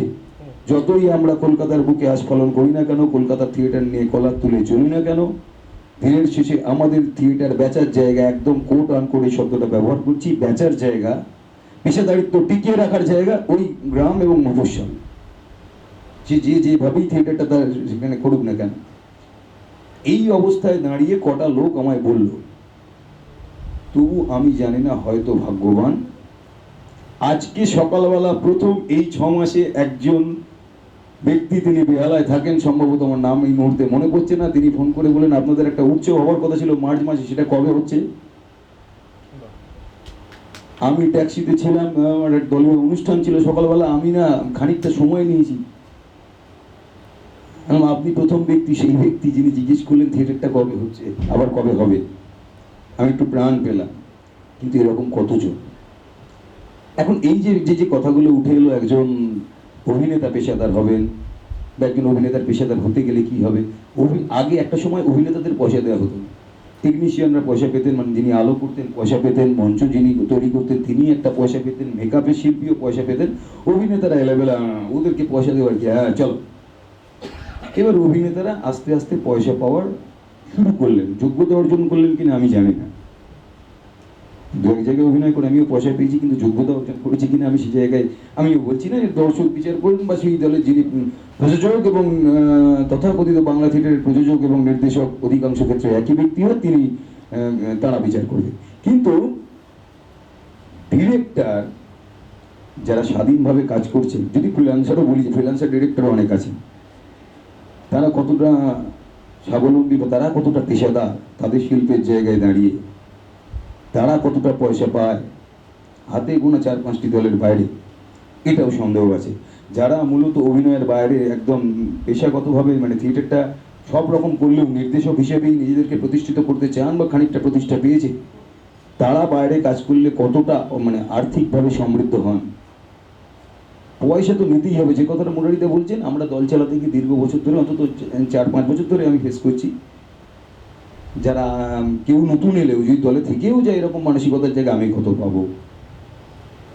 এই কত পাওয়ার জায়গায় দাঁড়িয়ে যদি তাকে আমরা প্রশ্ন করি, বহু ক্ষেত্রে করেছি, তুমি কতটা জানো, তার উপর আমার বিচার হবে। কেননা আমার দলের যে ছেলেটি সপ্তাহে 5 দিন ঘাড়ে মাল নিয়ে দরজাটা খুলে সব কিছু করে কাজ করে, তার পেছনে যে শ্রম, সময় এবং ঘাম, রক্ত ঝরাতে হয়, সেই ঝরানোটা যদি তার পেছনেও আমায় করতে হয়, 2000 টাকা নেওয়া শিল্পীকেও আমাকে সেই পরিমাণ কথা বলতে হয়েছে প্রোডাকশন করাতে গিয়ে। আমার প্রথম শিক্ষা সেই ফ্রিল্যান্সারদেরকে, তাহলে এমন ফ্রিল্যান্সারকে আমি টাটা করবো, সে প্রফেশন করবে না অন্য মাধ্যমে গিয়ে তার রোজগারের জায়গা করবে থিয়েটারকে ব্যতি রেখে, সেটা তার ভাবনা। কিন্তু এইরকম শিল্পীদের আমি আগাম টাটা করে রাখছি। এটা এর জন্য আমার যদি কোনো ধৃষ্টতা হয়, মার্জনা করবেন, নাও মার্জনা করতে পারেন, কিন্তু আমার দলের মানে যে ছেলেটি প্রতিদিন থাকে, দীর্ঘ 10 বছর, 7 বছর, 8 বছর কাজ করে আসছে, তার পেছনে যে শ্রম দিই, সেই শ্রম আমি কোনো 1 টাকা দেওয়া বাইরে মানে ফ্রিল্যান্সার বা অন্য কোনো আর্টিস্টের পেছনে দেবো না, কেন সেই জন্যই তোমায় নিচ্ছি, আমার সময়ের দাম আছে নির্দেশক হিসেবে। এই তখন এই প্যাশন, প্রফেশন, সেই শব্দগুলো না কোথাও গুলিয়েছে, কে কোনটার জন্য আসছে। এখন কিছু কিছু মানুষের কাছে এটা হয়ে গেছে। আমি কিছুদিন থিয়েটারে মুখ দেখিয়েছি, অমুক জায়গায় কোরাসে কাজ করি বা যা করেছি, কতদিন করেছো? আমি 6 মাস করেছি। এইবার আমি যাব, গিয়ে বলবো অন্য কোনো পেশায় আমি দাঁড়াতে পারছি না, চাকরি পাওয়ার মতো সেই রকম যোগ্যতা বা সেই রকম টাকা নেই, আমার সময়ও কাটাতে হবে, কিছু টাকা পাওয়া তো যাবে, 300 দিক, 500 দিক, 1000 দিক, তাহলে একটা থিয়েটার থেকে এটা পাওয়া যায়। এই কনসেপ্টের যারা ধারক তাদেরকে পুনর্বিবেচনার কথা বলবো। আপাতত এইটুকুই, বাকি আলোচনা যদি এখান থেকে কোনো থাকে বা আপনাদের থাকে তো করবো। আপাতত এইটুকুই। হ্যাঁ, আমরা এবার দর্শকদের কাছে যাব। তার আগে আমার ওই উস্কে দেওয়ার কাজ, মানে 40 বছরের অভিনয় অভিজ্ঞতার পর যিনি পেশাদার হন বা এরকম অতনুর মতন যেখানে অভিজ্ঞতা তৈরি হয় আমাদের নির্দেশকদের, বা দেবাশিসদা যেখান থেকে আলোকপাত করেন যে প্রেমাঞ্জনদার কথাকে কেটে, যে না শুধুমাত্র অভিনেতা নয়, ডিজাইনারেরও একইভাবে, বা অন্যান্য যারা, আমি এমনকি যে ছেলেটি আলো দেখিয়ে আমাকে বসাচ্ছে তারও সেখানে রুটি রুজির ব্যবস্থা থিয়েটার করতে পারছে কিনা, সেইখানটায় গিয়ে দাঁড়িয়ে আজকের সময়, আজকে আমার জয়েশকে আলাদা করে ধন্যবাদ, 8 মাস পরে মঞ্চে উঠেছি, এই আলোর তলায় বসেছি, দীর্ঘ 8 মাস পর। তো আমি সেখানে দাঁড়িয়ে এই কথাটা প্রশ্নটা করব, এই যেটা দেখতে পাচ্ছি থিয়ে অ্যাপেক্স বা আমাদের আরেক বন্ধু অভি চক্রবর্তীর অমল আলো তৈরি হয়েছে, বা রতনদা রংটাল থিয়েটার একটা স্পেস তৈরি করেছে, ক্রমশ আমাদেরকে বারবার করে বলা হচ্ছে এই কোভিড উত্তর থিয়েটার স্পেস থিয়েটারের দিকে ঝুঁকে যাচ্ছে, অর্থাৎ আমাদের দর্শক সংখ্যা কিন্তু কমে আসছে, ইন্টিমেট জায়গাতে আমরা আরও কমিয়ে দিচ্ছি। সেখানে দাঁড়িয়ে আমরা কিভাবে এই প্যাশন আর প্রফেশনের দ্বন্দ্ব কাটিয়ে উঠতে পারবো, বা প্যাশনটাকে ধরে রেখেও আমরা এটাকে প্রফেশন করতে পারবো, বা ওই কমার্শিয়াল না হয়ে প্রফেশনালি হতে পারবো, এই জায়গাটার প্রশ্ন আমার 4 জনের কাছেই রইল। 4 জন তোমরা তোমাদের পয়েন্ট অফ ভিউ থেকে অবভিয়াসলি বলবে, বা দর্শকের কাছ থেকে যদি এই বিষয়ে কোনো প্রশ্ন থাকে আপনারাও বলতে পারেন, সেটা আমরা রাখবো বক্তাদের কাছে। বলুন, একটা মাইক্রোফোন অডিয়েন্সের জন্য। আমার একটা প্রশ্ন যে মানে আপনাদের সকলের কাছে, সেটা হচ্ছে এটা আপনারা সকলেই মানছেন যে দর্শক। হ্যালো, আমার নাম সুকান্ত সোম, আমি জয়েশদার সাথেই কাজ করি। আমার এটা মানে খুব মানে আমার সত্যি খুব বিস্ময় লাগে, কারণটা হচ্ছে আজকের দিনে যেখানে ডিজিটাল মিডিয়া এত বেশি প্রগতিশীল, তো সেখানে we are very much connected to each other.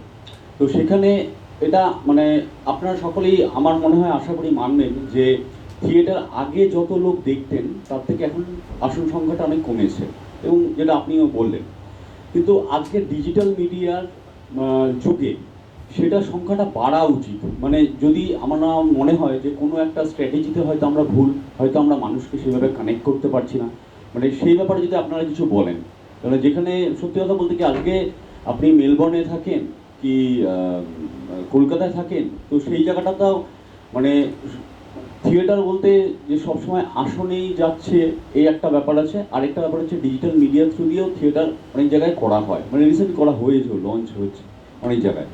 তো সেই জায়গাটা নিয়ে কি আপনাদের কোনো ভাবনা আছে যেখানে আমরা সত্যি দর্শকদের সাথে আমরা অনেক বেশি কানেক্ট করতে পারবো থ্রু দ্যাট ডিজিটাল মিডিয়া? আমি তোমরা নিশ্চয়ই বলবে, কেউ বলতে পারো, আমি একটা খালি কথা বলবো, প্রশ্নটি নিঃসন্দেহে সুন্দর, কিন্তু আমাদের আজকের যেহেতু আলোচনার বিষয়বস্তুটাতে আমরা আবদ্ধ রয়েছি প্যাশন অর প্রফেশন, সেখানে থিয়েটারের মাধ্যম ডিজিটালে গিয়ে আমরা যুক্ত হব কি না হব, হয়তো সরাসরি যেহেতু সংযোগ নেই, সেহেতুর জন্য এরকম প্রশ্ন রাখবেন যেটা বক্তাদের সুবিধা হয়। আমি এটাই বলছি, যদি তোমরা এই বিষয়ে উত্তর দিতে পারো, মুরারিদা বা অতনু বা প্রেমাঞ্জনদা। হ্যাঁ, আমি সেই জন্যই আমি এই প্রশ্নটাকে নিতে চাইছি না। প্রশ্নটা তাহলে অন্য দিকে আজকের আলোচনার অভিমুখী পরিবর্তিত হয়ে যাবে। যদি এই সংক্রান্ত আলোচনায় আপনারা যেতে চান তাহলে প্লিজ বলবেন।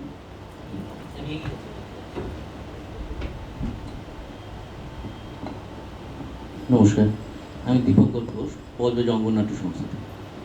তো এই আলোচনা শুনতে শুনতে একটা কথা মনে হচ্ছিল, যেটা আমরাও ফেস করছি, বা আমার ব্যক্তিগতভাবে মনে হয় যে এই প্যাশন ব্যাপারটা আমরাও দীর্ঘদিন ধরে, আজকে নয় করে স্কুল জীবন থেকেই আমার নাটক থিয়েটার করা।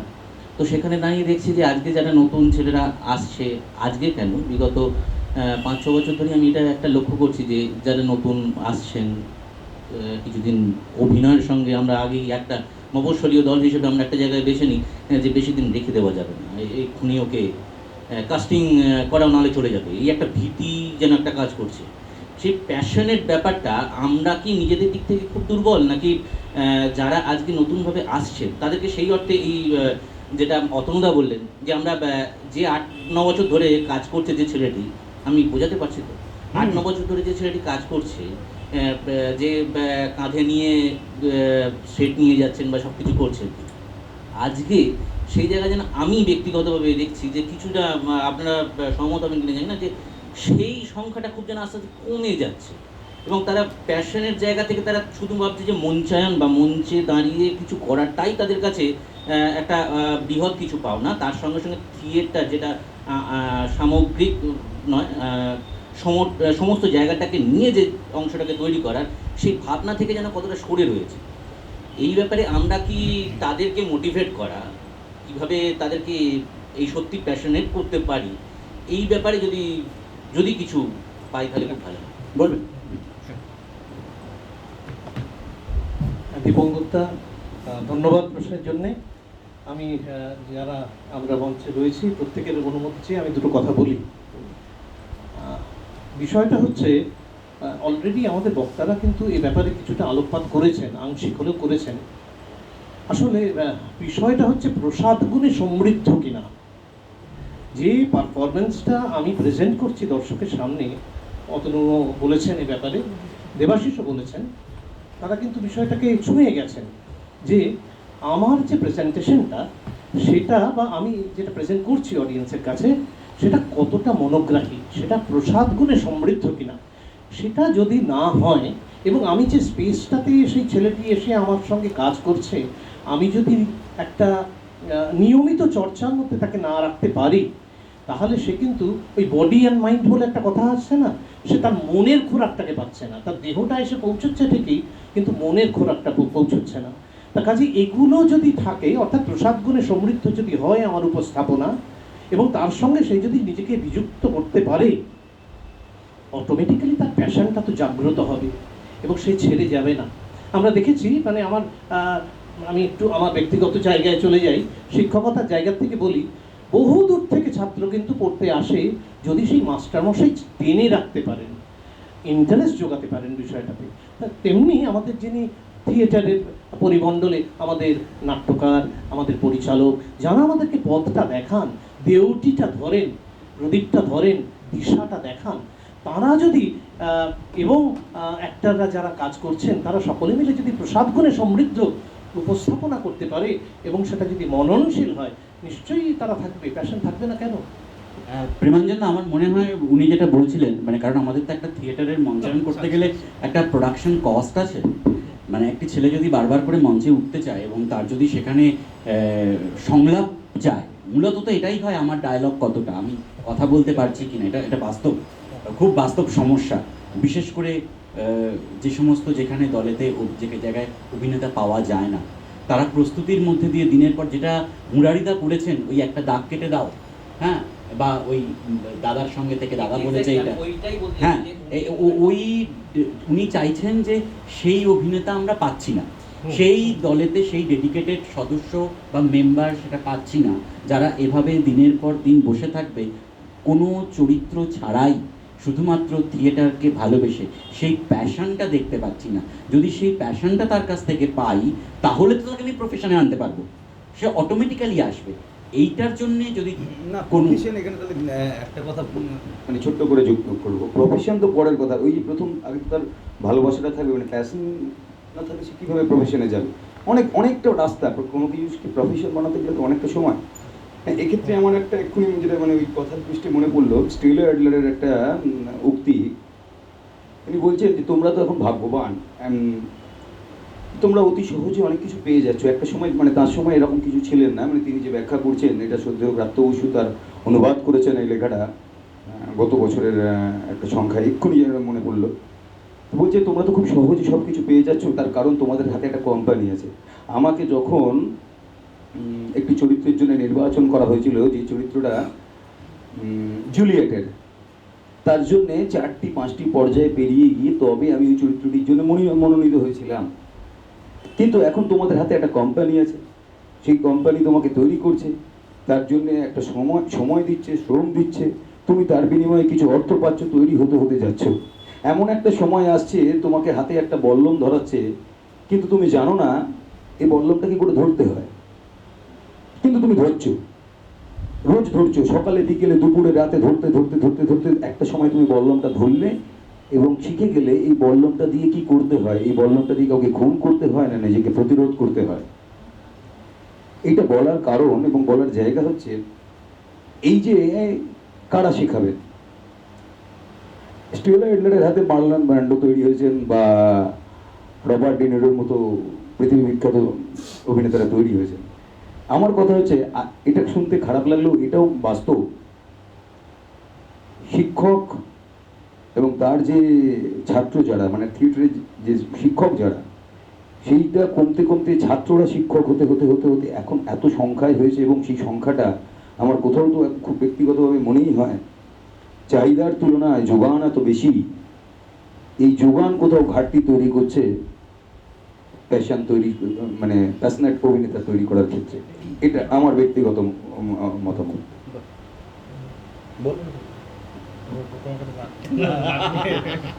না আমার না, আমি ওনাদের দুজনের প্রশ্নটা একটু জুড়ে নিতে চাই। এক হচ্ছে যে মুরারিদা যে সময়টার কথা বলছেন, বা আপনি যে সময়টার কথা বলছেন, যে সময় সত্যি সত্যি আমরাও আমাদের ছোটবেলা, আমি বলছি যে ধর মানে অতনু, সেই আমরা যখন জাস্ট শুরু করছি, ধর হ্যাঁ 25 বছর জাস্ট 25 বছর 25-26 বছর, তার এই 25-26 বছরের আগের সময়টা আর এখনকার সময়টার মধ্যে পার্থক্যটা কি আছে সেটা আমাদের একটা ভেবে দেখা দরকার। যখন সিরিয়াল ছিল না, মেগা সিরিয়াল ছিল না, সিম্পল ভালো, অভিনয়ের এত স্কোপ নেই। হ্যাঁ মানে যখন গৌতম দা একটা জায়গায় একটু ভেতর ইন্টেরিয়ারে যাচ্ছেন, তখন আলোর দরকার পড়ছে না, মানে ফ্ল্যাশ লাইট বলছেন কিচ্ছু না, গৌতম দা পারফর্ম করছেন, হাজার হাজার লোক, মানে দর্শক এমনি এসে গেছে, এমনি মানে তারা থিয়েটারের নামে এসে গেছে। কারণ সেখানে তখন না মানে ফিল্মও সেভাবে লোকে ওইভাবে ওইখানে রিচ নেই, টেলিভিশন নেই, বিনোদন নেই, বিনোদন নেই তো, টিভি সারা পাড়ায় হয়তো শহরে একটা আছে, তো গ্রামে তো বোঝাই যায়, টেলিফোন করতে লোকে ভয় পেত, কি করে ডায়াল করে, কি করে, এইসব ব্যাপার, হাতে হাতে ইউটিউব নেই।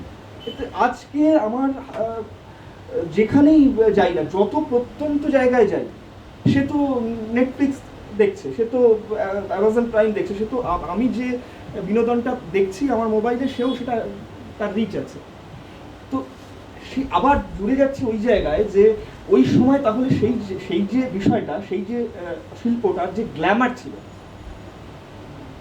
মানে সেটা একটা গ্ল্যামার ছিল, কিন্তু সেই গ্ল্যামারটা কিন্তু সে ফিল করছে, মানে সে যখন ওই 500 লোক 1000 লোকের সামনে পারফর্ম করছে এবং সে যখন নেমে আসছে, তখন ওই ভিড়টা তাকে ঘিরে ধরছে, এবং সেটা দেখার পর গৌতমদার মুরারিদার পেছনে আরও 10 যোজন দূরে হয়তো একটি ছেলে, সে হয়তো দলে থাকে, সেও কিন্তু ওই উত্তাপটা পাচ্ছে, এবং সে মনে মনে বিশ্বাস করছে আজ থেকে 5 বছর বাদে কিন্তু আমিও এই আলোকবৃত্তের মধ্যে আসতে পারি।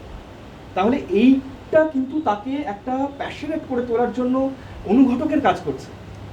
আজ কিন্তু সেটা হচ্ছে না, মানে আজ একদম হচ্ছে না বলছি না, এখনো গৌতম দা বা মুরারিদা, না আমি গৌতম দা, না আমি বলছি এর নাম নেই, ধরি এখানে আছে বলে আলোচনা করছি এই জায়গায় না, এরকম বেশ কিছু মানুষ, আমি বলছি তথাকথিত মফস্বল থিয়েটারের যারা সেই অর্থের অভিনেতা এবং দাপুটে অভিনেতা, দীর্ঘ বছর ধরে বাংলার মফস্বল থিয়েটার এবং পাশাপাশি কলকাতা থিয়েটারকে শাসন করছেন, যে শাসন করছেন তাদের এখনো আছে, কিন্তু ওই যে তুই যেটা বলছিস তোর একদম ঠিকঠাক, এই সময়ের প্রেক্ষিতে জায়গায় দাঁড়িয়ে তার সেই চাহিদাটা কমে গেছে। তাহলে সেখানেই আমার পয়েন্ট, ওনার কথা সূত্র ধরে আজকে কিন্তু দেখুন পাড়া হাতিবাগানেও একটা পাঞ্জাবি বিক্রি হয়, হ্যাঁ, আবার ইন্ডিয়াতেও হয়, আবার আমি অনলাইনে অর্ডার করতে পারি তো। তাহলে এই যে ব্যাপারটা, আমি ডিজিটাল থিয়েটার করার কথা বলছি না, কারণ সেটা থিয়েটার নয়, ডিজিটালি যখন আমি দেখবো সেটা থিয়েটার নয়, থিয়েটার লাইভই, কিন্তু সেটাকে প্রমোট করার জন্য এই ডিজিটাল মাধ্যমগুলোকে আমরা ব্যবহার করতে পারি কিনা, মানে আমি বলছি আবার সেই গ্ল্যামারটা ফিরিয়ে আনা যায় কিনা। যেমন করে আজকে ব্রডওয়ে বা ওয়েস্ট এন্ডের একটা থিয়েটার যখন লঞ্চ হচ্ছে, তখন তার প্রোমো যাচ্ছে, সেটা বিজ্ঞাপিত হচ্ছে, সেখানকার তার একটা বিপণনের টিম সেখানে কাজ করছে, ফ্লাইটের টিকিট যেভাবে আমরা যত সময় এগিয়ে যায়, মানে উড়ানের দিন যত এগোয়, তত যেমন টিকিটের দাম বাড়ে তো, এটা আমরা সবাই জানি, ঠিক সেই রকম ওখানে যত শোয়ের সময় গিয়ে আসে টিকিটের দাম বাড়ে। তত টিকিটের দাম কমে। তার কারণ আমি মানে সোল্ড আউট হয়নি। আমি যদি দেখা কোনো কোনো শোয়ে যেগুলো জনপ্রিয় সেগুলো তো টিকিট হয়তো 1 মাস আগে বিক্রি হয়ে গেছে।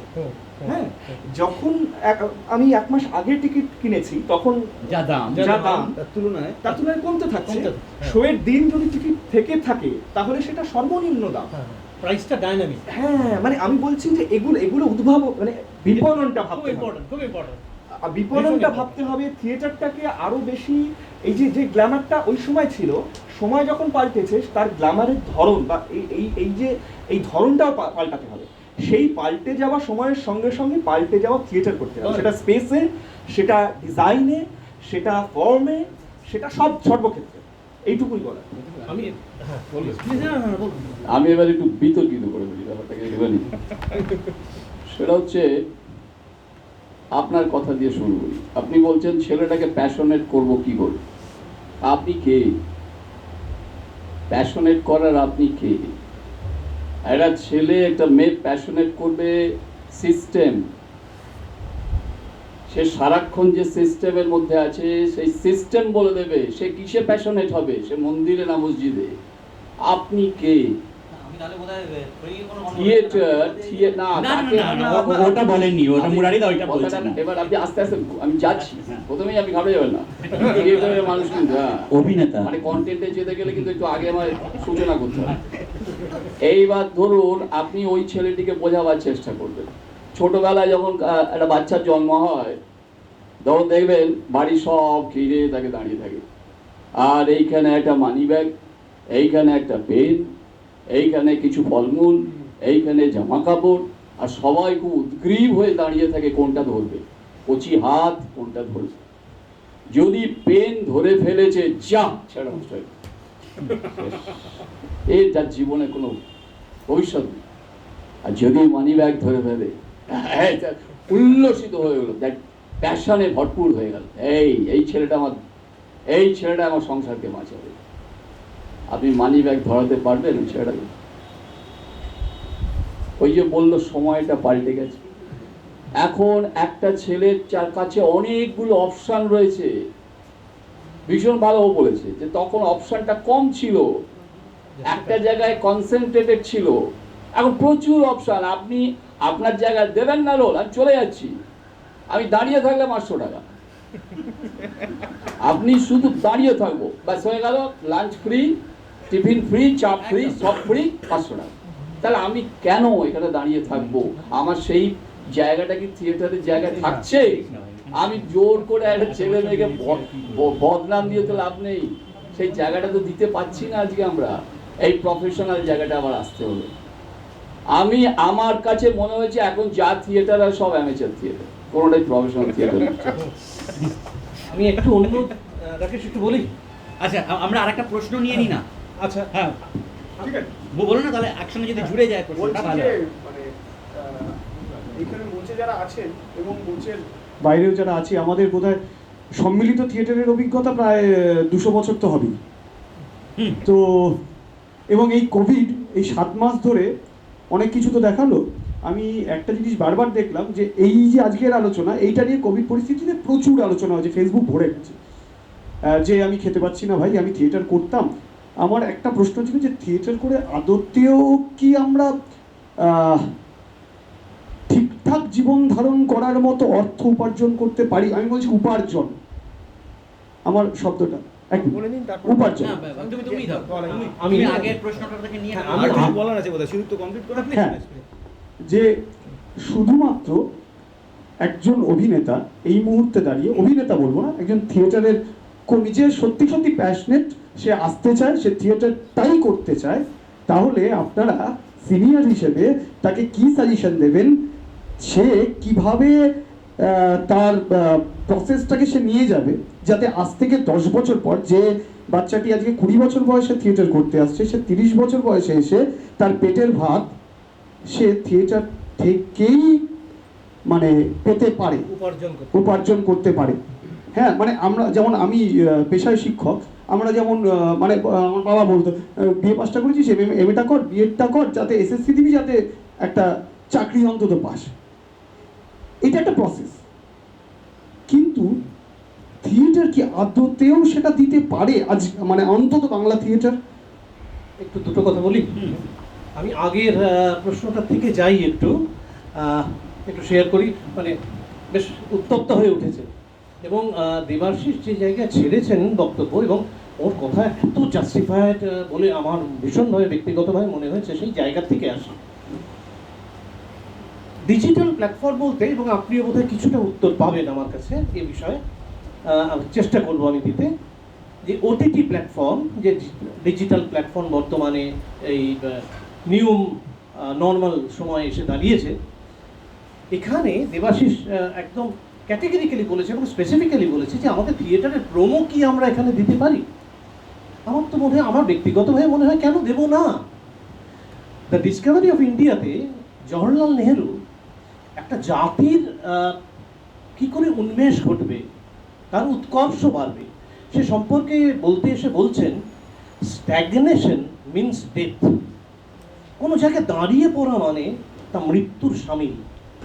তাই বহমানতা থাক, একটা নতুন প্রযুক্তিবিদ্যা যখন এসেছে, আমি মানছি ওটিটি প্ল্যাটফর্মে থিয়েটার দেখে উত্তাপটা পাওয়া যাবে না, নিশ্চয়ই আমি একমত, সহমত আমি, কারণ এটা মাদার মিডিয়াম, থিয়েটারটা মাদার মিডিয়াম।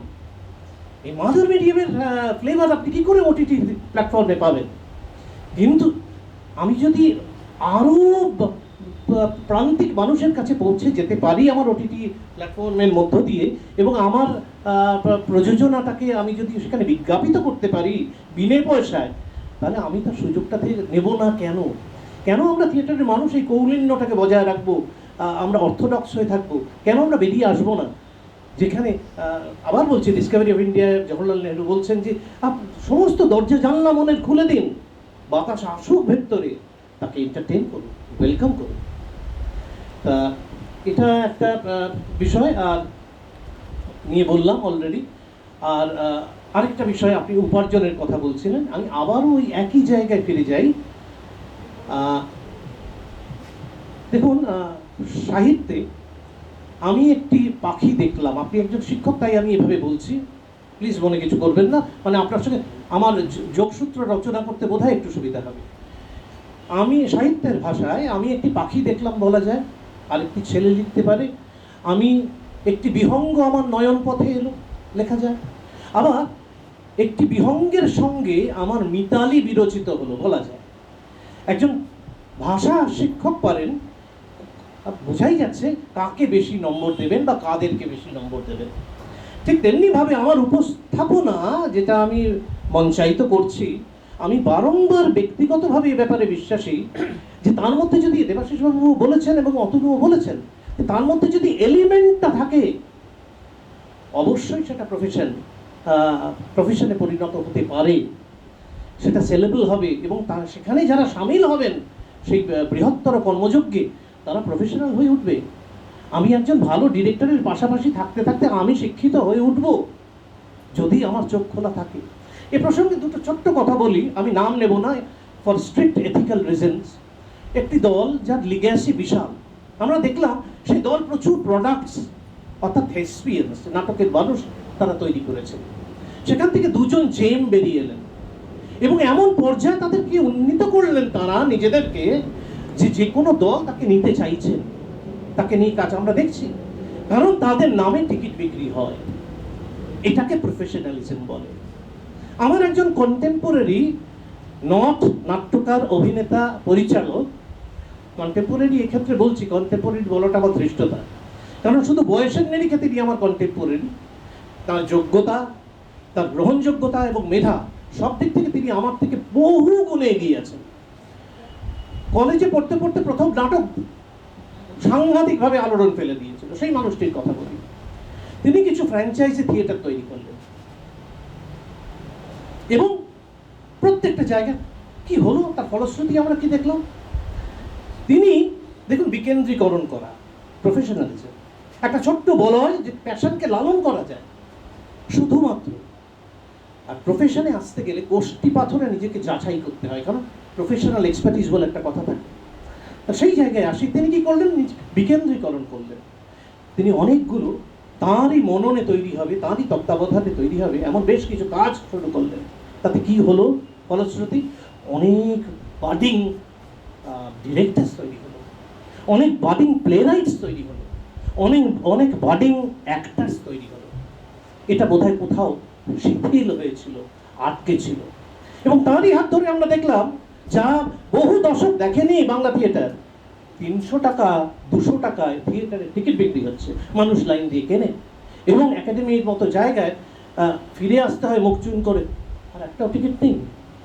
চন্দন বা দিলীপ বলেন একটাও টিকিট নেই, কিছু করা গেল না। প্রেমাঞ্জন, তুমি একটু আগে ফোন করতে পারলে না? দুদিন আগে হাউসফুল হয়ে গেছে। আমরা দেখলাম ইট ইজ প্রফেশনালিজম। আমি যদি সেই জায়গায় বা আমরা যদি সেই জায়গায় প্রসাদ গুণে সমৃদ্ধ উপস্থাপনা করতে পারি এবং সেই জায়গায় নিজেকে উন্নীত করতে পারি, প্রফেশনটা আপনিই আসবে ফ্যাশনের সাথে সাথে, কোনো বিরোধ নেই। Thank you. একদম স্পেসিফিক্যালি সুদীপ্তর প্রশ্নের উত্তরে যাই আমি। সুদীপ্ত জানে যে বহু আগে থেকে, মানে আমি 20 বছর আগে থেকে আমরা স্বপ্ন দেখছি যে থিয়েটারটাকে পেশা করা। আমি 50,000 টাকার মতো চাকরি পেয়েছিলাম, আমি ছবি আঁকি, আপনার অ্যানিমেশন ওয়ার্ল্ডে। আমি কিন্তু চাকরিটা ছেড়ে দিয়েছি থিয়েটার করবো। আজকে আমার গাড়ির তেল, মেয়ের এডুকেশন, এভরিথিং থিয়েটার থেকে। কিন্তু এখানে একটা বিরোধ আছে, বা একটা ব্যথা আছে। সেটা হচ্ছে, আমি আজ থেকে 10-11 বছর আগের কথা বলছি। সেই সময় আমি পানিক্কারজির একটা নাটক উত্তর রামচেরিতে সিনিক ডিজাইনার হিসেবে আমার একটা অ্যাসাইনমেন্ট থাকে। সেই অ্যাসাইনমেন্টে আমার পারিশ্রমিক ছিল যাতায়াত, ওখানে থাকা, খাওয়া ইত্যাদি সমস্ত খরচ বাদ দিয়ে 1,20,000 টাকা ডিজাইনার। আর আমি এখানে যদি একটা থিয়েটার ডিজাইন করি 5,000 টাকা পাই না। আমি কেন ডিজাইন করি? আমি বলছি এইটাও আমাদের দিকে তাকানো দরকার যে কিংডম অফ ড্রিম, আমি বাইরে যাচ্ছি না, আমি আমার দেশের কথা বলছি। কিংডম অফ ড্রিমস গুরগাঁও, আপনারা যারা দেখেছেন তারা জানেন ওখানে কি টেকনিক্যাল ফ্যাসিলিটিস রয়েছে, এবং সেখানকার যারা অভিনেতা অভিনেত্রী থেকে টেকনিশিয়ান প্রত্যেকে সেই সংস্থা বা সেই কোম্পানিতে চাকরি করে, এবং একজন অভিনেতা তো ওখানে এনএসডি রেপার্টারি থেকে বেশি মাইনে পায়। মানে একজন সাধারণ কোরাসে যারা অভিনয় করে তারা প্রায় 40-50,000 টাকা মাইনে পায়। কিংডম অফ ড্রিমস তো আমার দেশে চলছে, আমার ভারতবর্ষে চলছে। তার মানে আমরা আমাদের থিয়েটারটাকে সেই জায়গায় নিয়ে যেতে পারিনি, এটা মানতে হবে। এবং এত থিয়েটার হচ্ছে। আজ বুকে হাত দিয়ে বলুন তো, আমার একটি বন্ধু বা ছোট ভাই বা বোন, তাকে আমি জোর করে বাবা চল থিয়েটার দেখতে নিয়ে গেলাম। সে খারাপ থিয়েটার, এখানে বিতর্ক তৈরি হবে, আমি সেই বিতর্কে যাচ্ছি না, খারাপ ভালোর বিচার করার আমি কেউ নই। কিন্তু দেখে সে মনে হলো যে আর জীবনে বাবা থিয়েটার দেখবে, তাহলে সেই ছেলেটি কি আর থিয়েটারে আসবে? একদম খুব জাস্টিফাইড। সে তো আরো 10টা লোককে বলবে যা বাবা থিয়েটারে যাস না, একটা ফিল্ম দেখ, আইনক্সে যা।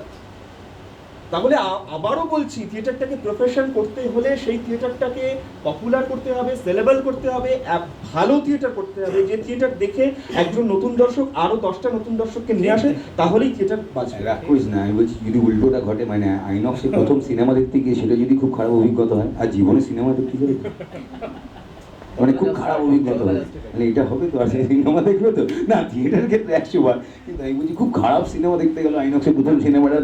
না, তো আমি এক্ষেত্রে দেবাশিসদার পরে একটা কথা তোকে বলবো, সিনেমা তোর ঘরে ঢুকে পড়তে পারে, তোর হাতের মুঠোয় ঢুকে পড়তে পারে। তুই কি সেটা তাহলে পেরেছিস তোর থিয়েটারকে ঘরের মধ্যে হাতের মুঠোয় ঢোকাতে? 100 বার। এই যে পাড়ার জায়গায় এতক্ষণ আলোচনা হয়ে গেছে, এই পেরেছিস কিনা, আমি পেরেছি, তুই পেরেছিস, ও পেরেছি, এটা খুব আপেক্ষিক। আমি একটু বলি, থিয়েটার কি হাতের মুঠোয় আনতে পেরেছি? চেষ্টা হয়েছিল।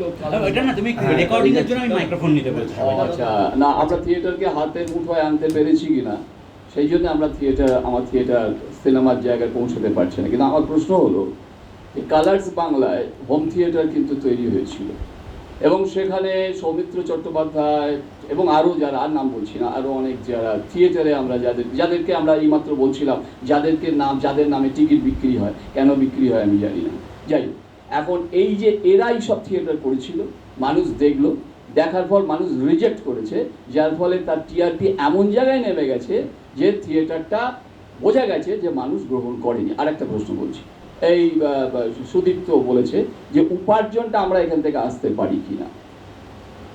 এখন ব্যাপারটা হচ্ছে যে এই কথাটা যে আমি বলবো, দেবাশিস প্রফেশনালি কাজ করছে, ও চাকরি ছেড়ে দিয়েছে, ও একটা কথা বলছে যে থিয়েটারকে এমন করতে হবে যেটা সেলেবল, টাকাটা কে দেবে?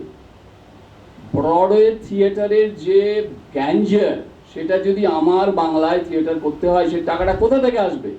কেন্দ্রীয় সরকারের ঝাঁট দিয়ে ওই টাকায় কোনোদিন ব্রডওয়ে থিয়েটার হয় না। দ্বিতীয় কথা হচ্ছে আর একটা, সেটা হচ্ছে আপনার বাড়ি করতে গেলে আমরা যখন জোগাড়ে রাজমিস্ত্রি, তারপরে সান্তারা মিস্ত্রি, তাদেরকে আমরা ডাকি, তাদের প্রত্যেকের একটা করে রেট আছে। জোগাড়ে 400 টাকা, সান্তারা মিস্ত্রির 1000 টাকা, যে রাজমিস্ত্রি 1200 টাকা, সব রেট আছে। আমায় কিন্তু ওই রেটটা দিতে হবে, তবে কিন্তু আমি ওই মিস্ত্রিগুলোকে পাবো। থিয়েটারের এইখানে কি জায়গা তৈরি হয়েছে যে আজকে আলো যিনি করবেন তাকে আমার, যেটা ওর জায়গাতেই চলে আসছে আলটিমেট, আলো যে করবে তাকে এই টাকাটা দিতে হবে, যে স্টেজ ডিজাইন করবে তাকে আমার এই টাকাটা দিতে হবে।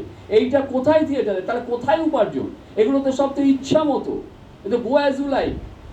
আমি যাকে যতটা কনভিন্স করতে পারতাম, যাকে যতটা ঢুকি পড়াতে পারলাম, তাকে ততটা দিলাম, বাদ বাকি শেষ। কিন্তু আমাদের থিয়েটারে তো সেই ইনফ্রাস্ট্রাকচার কোথায়? তাহলে একটা ছেলে কোন ভরসায় থিয়েটারটা করবে বলতো দেখি?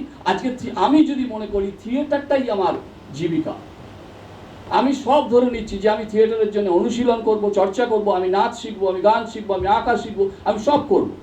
দেন আজকে মাস্টারমশাই বলছেন যে তার কাছে শিক্ষক এলে, হ্যাঁ, তাকে বলছেন যে ভালো মাস্টারমশাই, দারুণ শিক্ষা হচ্ছে। আর এখনকার যিনি ছাত্র হবেন তিনি ওনাকে জিজ্ঞেস করবেন, আচ্ছা মাস্টারমশাই, এই পরীক্ষা হয়ে গেল, পাস করলাম, ভালো মার্কস পেলাম, এখন তো সবাই স্টার পায়, লেটার এখন সবাই স্টার পায়, অসুবিধা নেই, আমি স্টার পেলাম, সবেতেই স্টার পেয়েছি, আমি তারপর কি করবো মাস্টারমশাই? উনি কিন্তু কথা বলতে পারবেন না, উনি কিন্তু বলতেই পারবেন না একজন মাস্টার হিসেবে তারপরে আপনি এইটা করবেন, পারবেন না। উনি বলবেন আরও পড়ে যাও, আরও পড়াশোনা করো, আরও হায়ার স্টাডি করো, বিলেজ চলে যাও। কিসে যাবে? কার পয়সা বিলেজ যাবে? তো সুতরাং জায়গাটা কিন্তু, মূল জায়গাটা হচ্ছে এইটাই যে আজকে ভারতবর্ষের, এই ভারতবর্ষ তথা আমার রাজ্য, এই জায়গায় যে ইনফ্রাস্ট্রাকচার আছে সেখানে থিয়েটার করে একটা মানুষ, আজকে আমাদের আগে দাদারা বলতেন যে থিয়েটারে হোল টাইমার হও, থিয়েটারে কিন্তু নইলে থিয়েটার করা যায় না, থিয়েটার হোল টাইমার হতে হবে, খুব পুরকি দিয়ে দিয়েছিল। কিন্তু তারা কিন্তু সবাই, কেউ রবীন্দ্রভারতী, কেউ যে বিকেসি, নানান জায়গায় কিন্তু প্রফেসরি করছে, কিন্তু আমাদের পুরকি দিয়ে দিল তোমাদের কিন্তু হোল টাইমার হতে হবে, মানে আমাদের ঘাড়ে বন্দুক রেখে উনি নাট্য সম্রাট হবেন। এগুলো তো দিনের পর দিন আমরা দেখেছি, এগুলো ঘটেছে। তাহলে এগুলো তো আজকের দিনে চলবে না। আজকের ছেলেটা কিন্তু সেদিনকার মতো অত নত হয়ে, আচ্ছা স্যার যা বলবেন চা এনে দিচ্ছি বলে 5 বছর কাটিয়ে দিল, আজকের দিনে সেটা হবে না। আজকে সেটা কিছু কাজ চাইবে। এখন তুমি বলতে পারো যে তুমি শেখো, সেটা অন্য জিনিস, কিন্তু তারপরে তোমাকে বলতে হবে শেখার পরে সে কী করবে। দেন সেই জায়গাটা কোথায়? সেই ইনফ্রাস্ট্রাকচার আমাদের এখানে নেই, এবং তাই ব্রডওয়ে থিয়েটারের সঙ্গে আমার এখানে মেলালে হবে না। আমার থিয়েটার, আবার বললাম, অ্যামেচার থিয়েটার। না আমি সুদীপ্তকে একটা কথাই বলবো, একটা জায়গায় অ্যাড করবো, যে তোমার নতমস্তকে মেনে নেবো যে ভারতবর্ষে ব্রডওয়ে থিয়েটার হবে না। ও বসে আছে বলে বলছি না, কিন্তু এই ধরনের থিয়েটারের মতো প্রচেষ্টা সবাই করবে না, কিন্তু তার জন্য যে প্যাশন, নিজের সমস্ত পুঁজিকে ঢেলে দিয়ে, এটা কমপ্লিটলি প্যাশন থেকে, কারণ এটার মধ্যে প্রফেশনালিজম এক্ষুনি কিছু নেই, তার কারণ এটা শুধু অতীতে পদাতিক স্টুডিও থিয়েটার হয়ে উঠবে কিনা জানা নেই, বা নিজের পক্ষে সরকারি ব্যবস্থাপনায় তৃপ্তিমিত্র হয়ে উঠবে কিনা জানা নেই, কিন্তু প্রতিদিন থিয়েটার চর্চার জায়গা। সকালবেলা যখন সূর্য উঠবে, ওর ঘুম ভাঙার পরেই ও একটা ফোন আশা করবে যে এখানে কেউ আসবে। এটা কিন্তু ও কিন্তু এটা ফেলে রেখেছে, এই সাজিয়ে গুছিয়ে, এটা গোয়াজুলাইক নয়, না গোয়াজুলাইক নয়। চাইবে কিন্তু মানুষ আসুক, তারা পারফর্ম করুক। এটা যদি না হয় তাহলে এই প্যাশনটা মাঠে মারা যাবে। এবার এই প্যাশনটার সঙ্গে তো তোমার ওই রাস্তা এই তো সিঁড়ির মতো করে যাচ্ছে, এই প্যাশনটা তো কোথাও প্রফেশনের দিকে ঠেলছে, একদম এই প্যাশনটাই তো প্রফেশনের দিকে ঠেলবে। একদম একদম তাই। সেইটাই না আমি শুধু এটা যোগ করছি সুদীপ্তর কথাতে। সুদীপ্ত শুধু থিয়েটার নয়, বোধহয় একজন কবি যে তৈরি হচ্ছেন তিনিও কি আশা করতে পারেন প্রাথমিকভাবে আমি শুধু কবিতা লিখে খাবো? আমাদের দেশ কি তাই দেয়? বা একজন গল্পকার বা যে ফ্যাশন ডিজাইনিং শিখলো, আমি এটাই বলছি, যে কোনো আমি বিষয়টাতেই ফিরে যাচ্ছি, শিল্পীর জীবনে একটা স্বাভাবিক অনিশ্চয়তা আছেই, সেটাকে অ্যাডমিট করে নিয়ে তোমাকে শিল্পের পথে পা বাড়াতে হবে। শিল্পীর জীবন মানেই কিন্তু ওটা কিন্তু ওই এসএসসি দেওয়া নয়। এসএসসি তোমার বাঁধা প্রশ্ন আছে, তুমি 10 বছর ট্রাই করো, তুমি পাবে, কিন্তু তুমি 10 বছর আমি তোমায় 10টা মঞ্চে তুলে দিলে তুমি কিন্তু কালকে দেবশঙ্কর হালদার হচ্ছ না, হবে না। তোমার জন্য একটা দীর্ঘ, তুমি কিছুতেই তুমি সুদীপ্তই হবে, সে দেবশঙ্কর হালদার হবে। আমি একটা ছোট্ট এক্সাম্পল দিচ্ছি, প্রফেশনালিজম কাকে বলে। আমরা অনধিকার চর্চা করেছি 15টা এপিসোড, তোমরা প্রত্যেকে জানো। আমাদের প্রত্যেকটা এপিসোডে অন্তত 3 জন করে থাকতেন যারা বলতেন, গেস্ট এসে বলতেন। ধরে গেলে আমাদের প্রায় 50 ব্যক্তিত্ব, নাট্য ব্যক্তিত্ব বলেছেন, এবং আমাদের কাছে যখন এগুলো আসতে, এবং তারপরেও প্রায় শতাধিক হয়ে গেছে, কারণ আমাদের ওই জেলার সমাচার নিয়ে প্রত্যেকের বক্তব্য আসছে। আমরা তো ওই 1 মিনিট করে হার্ডলি রাখবো বাইটগুলো, তো সেই বাইটগুলো কেউ পাঠান 2.5 মিনিট, কেউ 5 মিনিট, কেউ 8, 10, 12 মিনিট পাঠিয়ে দেন। সেটাকে কেটে 1 মিনিট করতে আমাদের খুব কালঘাম ছুটে যেত। তা আমরা প্রত্যেককেই বলে দিতাম 1 মিনিট। এখনো পর্যন্ত আমাদের প্রায় ওই শতাধিক ব্যক্তিত্বের মধ্যে একজন মাত্র আমাদেরকে 1 মিনিট 10 সেকেন্ডের বাইট পাঠিয়েছেন, দেবশঙ্কর হালদার। মানে প্রফেশনালিজম কাকে বলে, তাকে যে টাইমিংটা দিয়েছি তিনি সেই টাইমিংয়ের মধ্যেই সেই বক্তব্য দিয়ে পাঠিয়ে দিয়েছেন, আমাদেরকে কোনো কিছু কাটাছেড়া করতে হয়নি। এটাও তো একটা আর্টিস্টের নিজস্বতা। এটা যদি আমাকে আমার স্বপ্ন অঙ্গনে বা বজবজ অঙ্গনে যদি সে যায়, যে সে কেন 5 বছর ওই চা এনে শিখবে থিয়েটার, কি সে 40 বছর মুরারিদার মতো দাগ কেটে তারপরে প্রফেশনাল হবে, এটা বোধহয় বলা যায় না। শিল্পী জন্মায়, যে জন্মায়, এবার তাকে আমার দেশের অর্থনীতি, আমার রাষ্ট্রের ব্যবস্থাপনা 6,000 টাকা দেবে না 10,000 টাকা দেবে, এ ভাই আজকের আলোচনায় কেন জন্মান্তরের আলোচনায় মীমাংসিত হবে বলে আমার মনে হয় না। ব্যাপারটা হচ্ছে যে সুকান্ত লিখেছিল যে জন্মেছে সে জন্মানোদের সাহায্য চায়। এখন যে শিল্পী হয়ে জন্মেছে তাকে শিল্পীদেরই সাহায্য করতে হবে। না তাহলে তো একটা কথা, ওই পেশাদারিত্বের জায়গাটা অন্য কথা বলতেই হয় দাদা। এখন আমরা যে কোনো সরকারকে টার্গেট করিনি, কেন 6,000 দিচ্ছে বা 10,000 দিচ্ছে, কে কাকে 50,000 দিচ্ছে, কে 8 লাখ দিচ্ছে, এই সব তর্ক ছেড়ে দিয়ে তুমি যখন থিয়েটারটাকে পেশা হিসেবে বেছে নিয়েছো, তখন তো তুমি জানোই এখানে হাত পেটা খেয়ে তোমায় দাঁড়াতে হবে, কারণ আমাদের থিয়েটার ওই জায়গায় নয়। এইবার তখন কি তুমি ভেবেছো নাকি যে তুমি থিয়েটার করছো মানে সরকার তোমার দায় নিয়ে নেবে? কোন মাধ্যমে তুমি অন্য পেশা, সব পেশার ক্ষেত্রে তোমাকে একটা একাডেমিক্সের মাধ্যমে যেতে হয়, একটা তোমাকে পরীক্ষা দিয়ে তার একটা নির্দিষ্ট জায়গায় যেতে হয়। শিক্ষক হন, ব্যারিস্টার হন, যে কোনো পেশার ক্ষেত্রে, শুধুমাত্র শিল্প মাধ্যমের ক্ষেত্রে তোমার তার কোনো রকম পরীক্ষার জায়গা নেই, কোনো রকম কিছু উত্তর নেওয়ার জায়গা নেই। আমি ড্যাং ড্যাং করে 2 হাত তুলে নিমাই হয়ে নেমে পড়লাম, এবার তুমি সরকার দিচ্ছ না কেন, দাও কেন করে আমি আস্ফালন করো। এটা আমায় বলেছে নাকি পেশাদার হতে? এটা আমার পেশাদার হওয়ার সংজ্ঞা। এই মাথার দিব্যি কে দিয়ে দিয়েছে? কোন সরকার দায়িত্ব নেবে না সেই পরিচালক দায়িত্ব নেবে? কোন পরিচালক বলছে না আমার 6,000-এ পোষাচ্ছে না, আপনি আমাকে না 20,000 দেবেন? তো 20,000 হবে সেই পরিচালক বলবে অন্য কোথাও যাও, সেখানে থেকে যাবে। এই মাথার দিব্যি দাদা কে দিয়েছে যে থিয়েটার করলেই তোমাকে এটা এই সরকারি পৃষ্ঠপোষকতা পাবে আর তুমি এইগুলো পাবে? তো সরকার যদি প্রশ্ন করে ভাই তুমি কি আমায় জানিয়ে এসেছিলে এই পেশায়? না, তাছাড়াও সরকার এটাও বলতে পারে যে আমি যে তোমাকে এই টাকাটা দেবো, তুমি আর তার এগেনস্টে আমায় কি নেবে? 100 বার 100 বার না, সে তো সেগুলোও বলার জায়গা আছে। আমি এই দেবো ওই দেবো, সমাজকে এত এই দেবো, অনেক তাত্ত্বিক কথা বলবো। সব বলার পরেও আমি যদি বলি কি উত্তীর্ণ হয়েছো তুমি বাবা, কোনো প্রবেশিকা পরীক্ষা দিয়ে এই মাধ্যমে এসেছিলে, তারপরে তুমি দাবি করো আমাকে এটা দিতে হবে? না, সরকার যদি দায়িত্ব নাও নেয়, কিন্তু আমাদের দেখতে হবে থিয়েটারটা কি করে প্রফেশনাল হবে। সরকার দায়িত্ব নিল না, তাহলে কি করে প্রফেশনাল হবে থিয়েটার? সেই চর্চাটা চলুক, তাহলে শুধু সরকারের দিকে মুখোপেক্ষী হয়ে থাকবো কেন? আমরা একই কথা বলে যাই সরকার দিচ্ছে না। আমি কোনো সরকারের কোনো পৃষ্ঠপোষকতা করতে আসিনি, বা একদম কোট আনকোট বলছি, খারাপ লাগবে, দালালি করতে আসিনি, কিন্তু বাস্তবটা মেনে নিই না। শুধু অন্যের ঘাড়ে বন্দুক রাখি। আমার ঘাড়ে বন্দুক রেখে একবার আমি জিজ্ঞেস করেছি আরে আমি ভাই পাওয়ার যোগ্য কিনা? না না, আমি আমার থিয়েটারকে কিভাবে প্রফেশনাল করব আমার মনে হয় সেটা আমার হাতে আছে। আমি জানি আমি নিজেকে কোথায় বিক্রি করতে পারি, কোথায় বিক্রি করতে পারি না। আমার অ্যান্ড্রোজিনি সাবজেক্ট কিভাবে বিক্রি করব সেটা আমার কাছে আছে। অতনু জানে কিভাবে তার করবে, দেবাশিসদা জানে তার ডিজাইন কিভাবে করবে, মুরারিদা নিজেকে আর্টিস্ট হিসেবে কোথায় সেল করবে সেটা মুরারিদা জানে, তেমন প্রত্যেকেই জানে। শিল্পী মাত্রই সেটা শিল্পীকে নিজের পথ নিজেকে খুঁড়ে নিতে হয়। শিল্পী যদি তার অন্যের পথে হাঁটে তাহলে তো সেটা শিল্প রইল না, এটা তো অনুকরণ হয়ে গেল। তাহলে তার অনুকরণ কখনো তো শিল্প হতে পারে না। আমার মনে হয় আমাদের এটা অনন্ত, আমি যেটা বলেছি 150 বছর শুরুই করেছিলাম, এই আলোচনা শুরুই হয়েছিল সেই ন্যাশনাল থিয়েটারের 150 বছর আগে।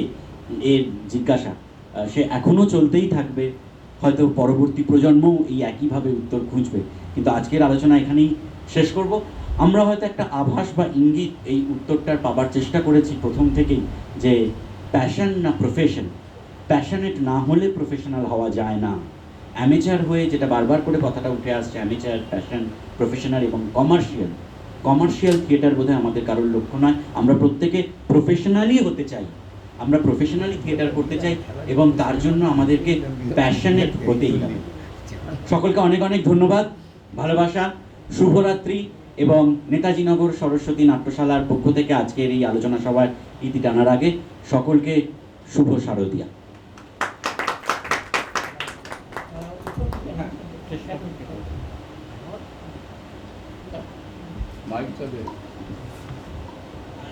ধন্যবাদ আমাদের সমস্ত বক্তাদের এবং আমাদের সঞ্চালকরা, এবং তার সাথে আপনারা যে এতক্ষণ এখানে ছিলেন তার জন্য অসংখ্য ধন্যবাদ। আরেকটি কথা আপনাদের সাথে শেয়ার করে নিচ্ছি, আমরা অনেক দিন থিয়েটারের মধ্যে থেকে আমরা ছিলাম না এই প্যান্ডেমিকের জন্যে, কিন্তু যখন আমরা কাজ একটু একটু করে শুরু করলাম, এরপর আরেকটি ভালো খবর দিচ্ছি, এই বছর ডিসেম্বর মাসের 28শে ডিসেম্বর থেকে 31শে ডিসেম্বর আমরা আয়োজন করছি সরস্বতী নাট্য উৎসব 2020। এবং এবছরের সরস্বতী নাট্য উৎসব আমরা আয়োজন করছি আমাদের কলকাতার মুক্তাঙ্গন রঙ্গালয়ে। এই বলে আজকের এই সেমিনার আমরা শেষ করলাম।